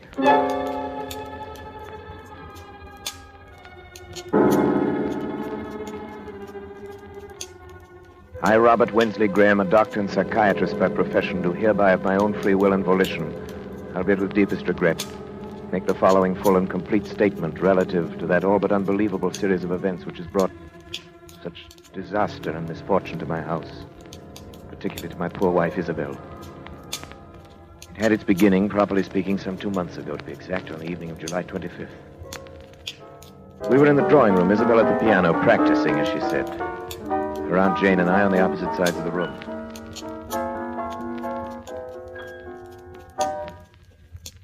Isabel, what's the matter? I don't know. I can't seem to keep my mind on anything anymore, even my music. Nerves. Nerves? Isabel. Yes, Robert. I don't wish to distress you, but it's been going on for quite a little while now. It's not getting any better. I know. Let's not discuss it, shall we? You should let me prescribe treatment for you. I could prescribe something for her. You can do remarkable things now with just the common old drugs under proper control. Drugs. It's not drugs that she needs. It's to get out of this house for a while. It's to get back to the concert stage where she belongs. It's work. Aunt Jane, please. I'm sorry. I don't believe in beating around the bush. You're an artist. You've got talent. There's no sense in your trying to subordinate yourself to somebody else. Aunt Jane, that's enough. I'm not subordinating myself to anyone. Really, Aunt Jane, you mustn't interfere, you know. Robert doesn't want me to go back on the stage. Darling, it isn't that I don't want you to go back. I'm proud of you. You know that. It's only because I know that going back to a professional career in your present mental condition would be terribly harmful. I know, Robert. I know, you're right. Oh, after all, I'm a doctor. It's my business to know these things. I get it. Probably the hospital. Hello? Hello? Yes, it's Dr. Graham. Oh, yes. Who? Well, when would you like to see me? All right. Fine. No, no trouble at all. Very well, I'll be expecting you. Goodbye. Who do you suppose that was? Who? Roger Holcomb. Do you remember the case? Roger Holcomb? I remember it. Of course you do. The fellow was brought back from the dead, as the newspapers put it, about a year ago. Oh, yes. Well, he really was dead for 4 full minutes, as far as medical science was concerned. Then Bates brought him around. It was 9 days' wonder at the time. Well, what does he want to see you I about? don't know. Something to do with his experience, obviously. It was a terribly agitated state. The fellow had been walking up and down in front of the house for an hour trying to get up courage to ring the bell. Finally, he phoned from the corner drugstore. Why, the poor man. Why in the world should he do that? Anxiety, neurosis. They hounded him, you know, in the most shocking way. Got out of the hospital. Preachers and spiritualists, movie agents, just plain fakers. People trying to find out if he remembered anything of those 4 minutes. He's supposed to be dead. People just trying to exploit him. Oh, must be Holcomb now. Take him into the office.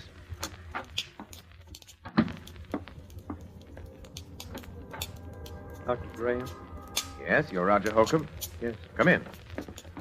Pleasure to meet you, Mr. Holcomb. Is it? You come this way, please. My office. Now just sit down anywhere. Lie down on the couch if you like. You're tired. I am tired.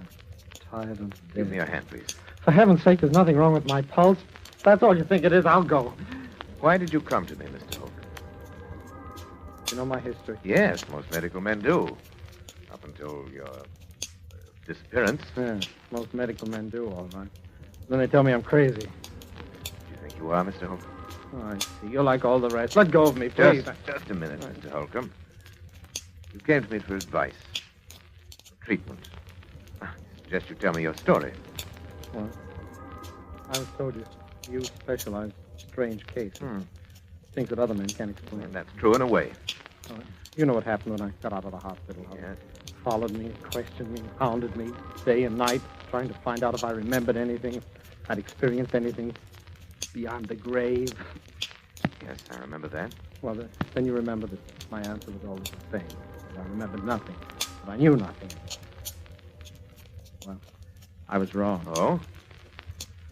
What did you experience during those 4 minutes? I don't know. There must have been something. Something I don't even dare to think about. How do you know this? Well, it happened the first time on a boat trip, which I'd taken to recover my health. I found myself chatting with a woman who was seated at my table in the dining saloon. She found occasion, as such women often will, to mention her age. She said, After all, I'm not yet 40. And then it happened. What happened? Well, from somewhere came crashing into my mind a certain knowledge of the exact day and year of that woman's birth.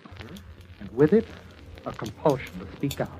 A compulsion which I could no more have resisted than I could have resisted breathing. I said, "Madam, you were born in May, weren't you? May 30th.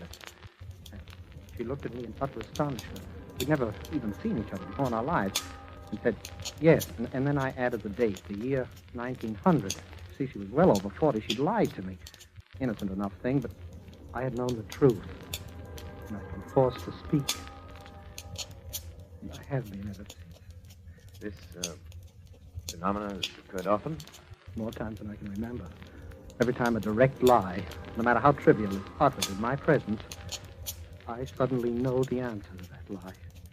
I know the truth. And I'm compelled to speak. And this condition has existed only since your... Since my 4 minutes beyond the grave, yes. Quite. It's as though, in that brief time, I glimpsed eternity. As if I'd seen revealed all truth of all the ages. I can never tell you how horrible that seemed.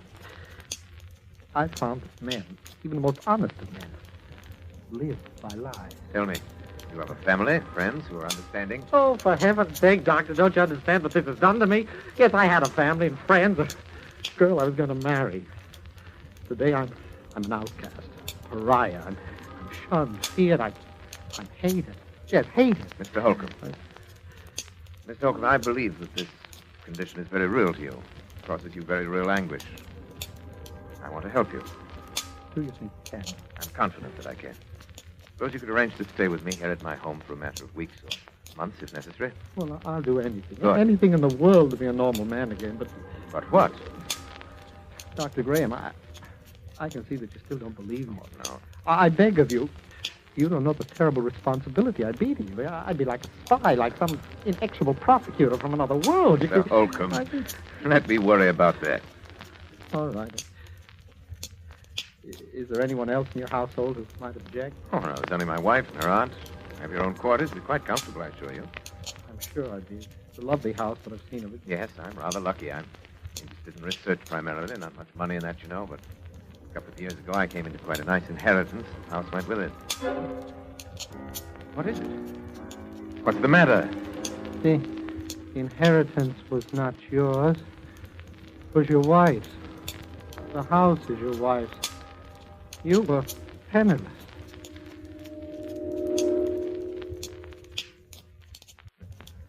That's true. I don't know why I lied to you. Pride, I suppose. I'm sorry. I told you I couldn't help it. No. I'll go now. Please. Oh, my fault. It's a small matter. But you see now that I want to help you. Do you believe me now? I believe, Mr. Holcomb, either that you are far more ill than I realized, or that in months to come, you and I must venture into a realm never before explored by mortal man.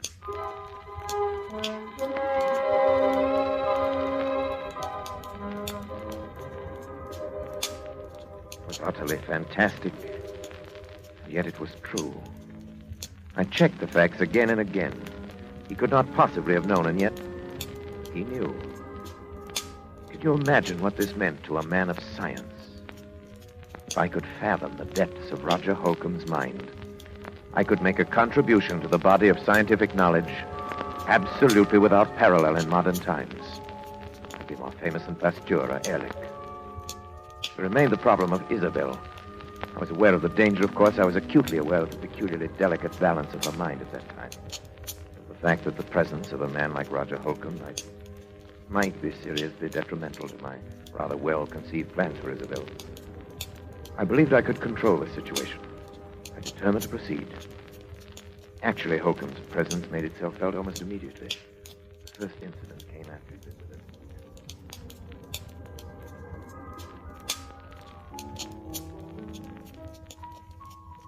Isabel, please stop that playing and listen to me. Aunt Jane, you know Robert has said I mustn't talk about it, that it's bad for me. I don't care what Robert said. But he's my doctor and my husband. And I'm not sure that he should be either. Aunt Jane, I don't know much about psychiatry, but I do know that making trouble between a husband and a wife... I'm not making anything that isn't there already, and you know it. Good heavens, girl. Look at yourself. Look what's happened to you since your marriage. I've been sick. He's made you sick. That's ridiculous. Maybe it's just that he's afraid of losing you. Maybe he's even afraid of losing your money. But I'm absolutely convinced that whether he's meant to or not, he's made you believe there's something the matter with you that isn't. Aunt Jane, I simply forbid you to talk this way. And now he brings this psychopath into the house. And don't bring Roger into it. He's Robert's patient. It's Robert's work and it's none of our business. What about your own work? It doesn't matter. Doesn't matter? Aunt Jane, you simply don't understand. Robert is my husband. I trust him and I love him. Nothing can ever come between us. I'd destroy anything. I'd kill anyone who tried. Isabel. Isabel, do something before it's too late. Do what? Get away. Leave him. Divorce him. Anything. Oh, I hope we're not interrupting. Of course not, darling. Hello, Roger. Hello. Good afternoon. How are you feeling, Roger? Better, I think. I think it would be better if we didn't discuss our states of mind, Isabel. Oh, of course, I'm sorry. Well, would you like me to play something for you? You know, I think I'm beginning to get the feel of it again. Really, I do. You're sure we haven't interrupted some conversation? Of course not. We were just discussing how helpful you've been in getting Isabel back to her work again. Roger. No. No, you were not. You were telling Isabel to divorce her husband.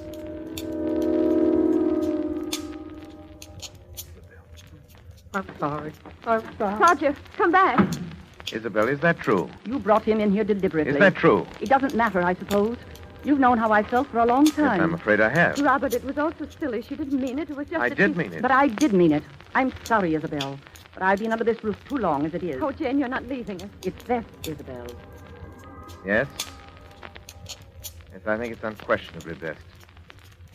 Best that you go at once.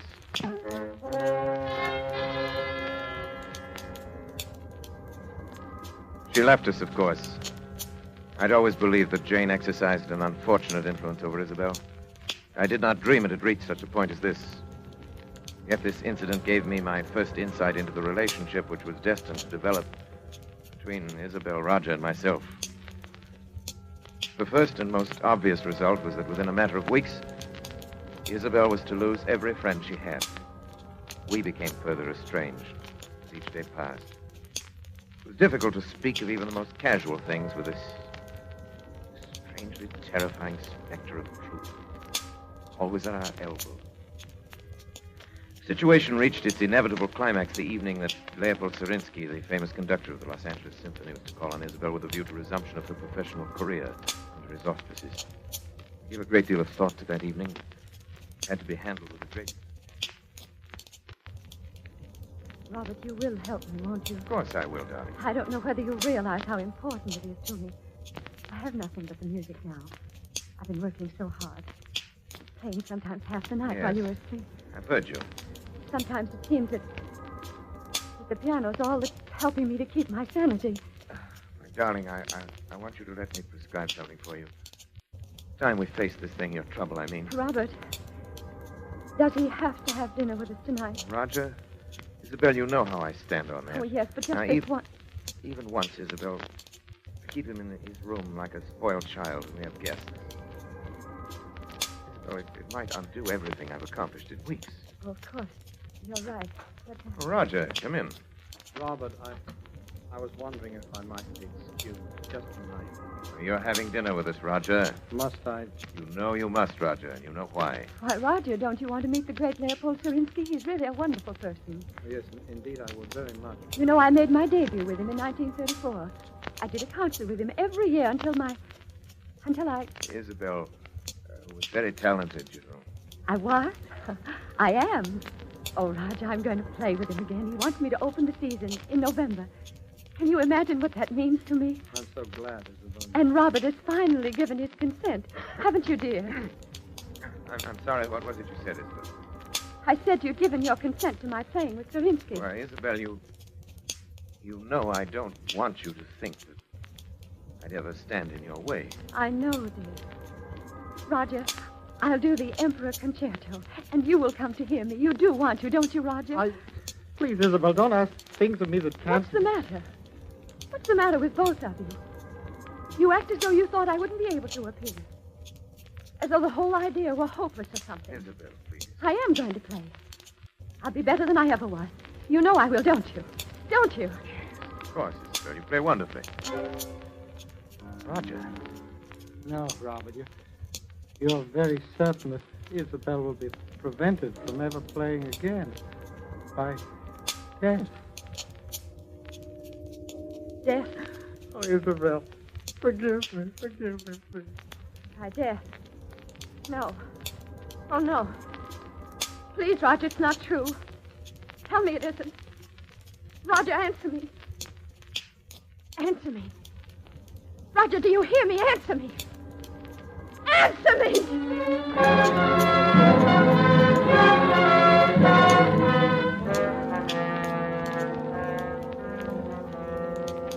When Serinsky arrived, I told him it'd be quite impossible for Isabel to leave her room. The concert was canceled, and indeed, to my knowledge, she's never touched the piano since that day. By now, to even the most casual observer, it must appear only natural that Isabel had every motive for a desperate, almost paranoid hatred of Roger Holcomb. This much was clear to me. The rest, not yet.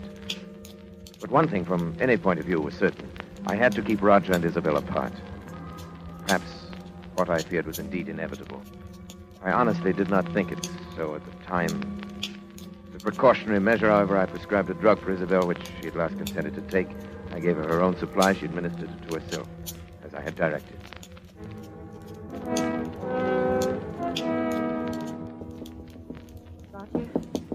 Roger? Yes? It's Isabel. What do you want? Let me in, please. No. Please, it's terribly important. Robert said that I know. But he said it would be all right this time. You sure? Yes. Yes, please. All right. Now, what do you want? I want to talk to you, that's all. What about this? It's so important. Roger, why don't you ever leave your room anymore? Can't you guess? Do you think I hate you? Isabel, I don't know what to think anymore. You do, don't you? I warned him. I told him it would happen. Now I'm going mad up here thinking of the anguish I've caused you. But, Roger, I don't. You must believe me. I know what it's been like for you having me here. Isabel. Roger, you see, for the first time in my life, I think my husband is wrong about something. Wrong? Yes. Don't you see? He's been worried about both of us.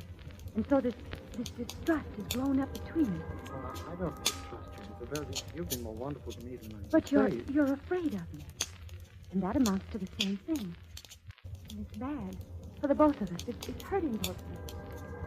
I often felt I wanted to talk to you. Beg your pardon. Oh, you don't have to do that. We're both sick. But I think if we saw each other sometimes, if we talked the whole thing out, it would help us both. Well, does Robert think so, too? No. Then he didn't tell you it was all right to see me. No. I lied to you. What? I lied to you. You lied to me. And it didn't happen. Isabel, don't you see? I am getting well. It didn't happen. I know. I don't think it does happen anymore. Except with Robert. With Robert? What makes you think I don't know. Something about the way he acts. The way he is. Oh, but Isabel, he is curing me. Then perhaps you shouldn't have come No, up no, don't you understand? We must see each other. We must talk. No, listen. Isabel. Robert, something's happened that I must tell you Please, about. you're completely overwrought. Oh, but Robert, it's I must Robert. insist. Isabel, why did you do this? I'm You have to have sorry. a sedative right away. Isabel, get the bottle from your room. Mine? Yes, please, hurry. All right. Robert, she lied to me. Yes, I know. But, Roger, I must absolutely forbid you to talk now. You must trust me. All right, but later I want to have a long talk with you. Of course She we lied. shall. Here it is. I brought my hypodermic, too. I'm glad you did. The other one's mislaid somewhere. Will you give it to him, please? I? Yes, I'm sorry, but this has upset me rather badly. My hands are shaking. Robert, I'm terribly sorry. No matter now. Give him the hypodermic. The upper arm. That's right. Yeah. Thank you. Leave us now, please, Isabel. All right. How are you feeling now, Roger? Well, I'm fine, Robert. I think I'm better than I've been in months. I know you're better. That's why I was so upset to see you. Why, Robert? I can't tell you all my reasons now, but you must trust me and believe it. Oh, I do, but... Only that I'm afraid for your health. Roger. No. You're afraid of murder. What? Murder. Roger, listen to me. Roger! Murder. Roger, what are you talking about? Roger! Roger!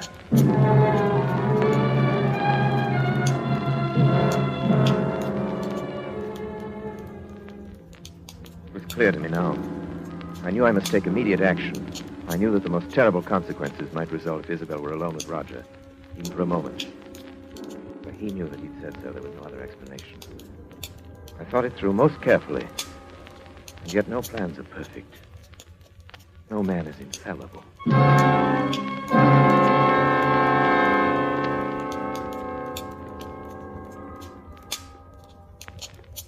Isabel! Robert, frightened. What are you doing? Nothing. Don't lie to me, Isabel. I'm not. You were coming from Roger's room. No. No, I swear I won't. Isabel, don't you understand that you're sick? I've insisted on these things for your own good and his. All right. I was going to talk to him, but I haven't. Oh, Isabel. Why do you try to tell me that? But it's true, Robert. Really true. Is it? Roger? Roger? What's the matter? Look, Robert. No, it couldn't be. it is. He's dead. Dead. Hypodermic by his side, the drug, your hypodermic. But it's only a Except that sedative. in large enough quantity, it's fatal. You knew that. Oh, Robert, no, listen to me. Isabel, why? Why, I warned you. Robert, look at me. It's Isabel. It's your wife. You can't. Oh, no. Where are you going? Come back. I'm going to call the police.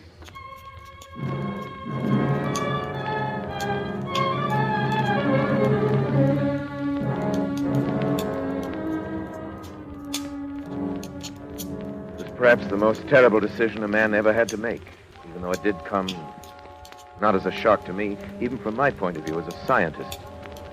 It was terrible enough. Yet it had to be done, and I had done it. I did not speak to her as we waited, and she made no further attempt to appeal to me. She seemed utterly stupefied, perhaps as a result of the drugs she'd herself been taking. Perhaps because she suddenly realized she was hopelessly trapped. When the police arrived, I told the story with as little emotion. Yes, there are fingerprints, all right, on both the bottles. Those would be my wife's, of course. They both belong to her. Is that true, Mrs. Graham? Yes. Dr. Graham, do I understand then that you are formally charging your wife with the murder of Roger Holcomb? Well, you could hardly expect me to do that, could you? I'm simply telling you the facts. Yes, but you said she hated Holcomb, and you knew it. My wife has been mentally ill for some time. There are many people who can testify to that. She was treated insanity. Dr. Graham, I can't tell you how sorry I am, but the things you have told me add up to only one thing, as you yourself obviously recognize. Yes. Your wife, Isabel Graham, murdered Roger Holcomb. What did you say? I said your wife, Isabel Graham, murdered Roger Holcomb. No. I murdered him.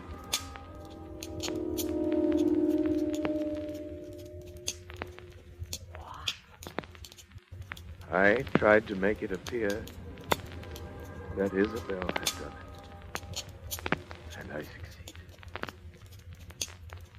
But I killed him.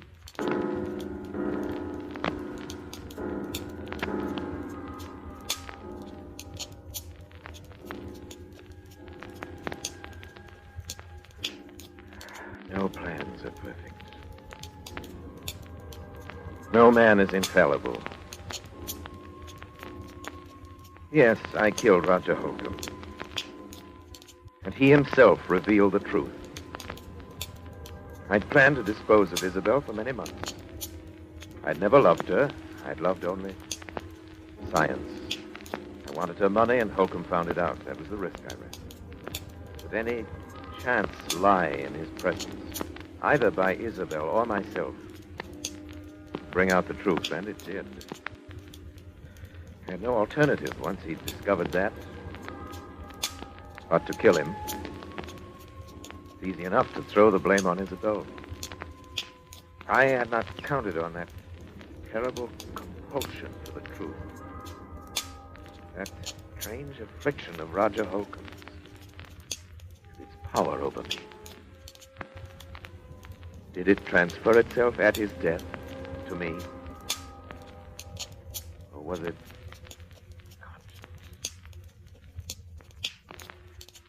pity that it had to end this way?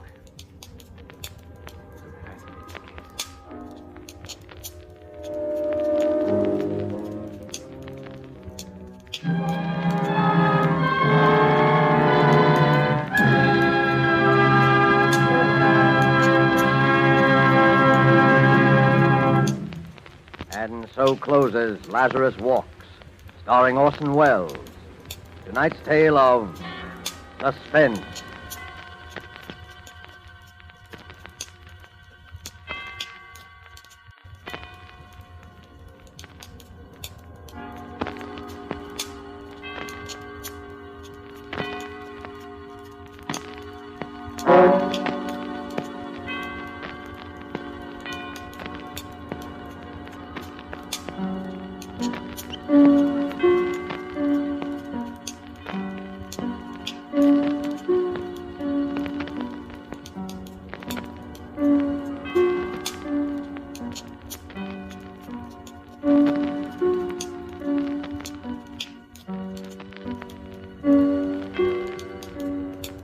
This rebroadcast is a presentation of the Armed Forces Radio Service.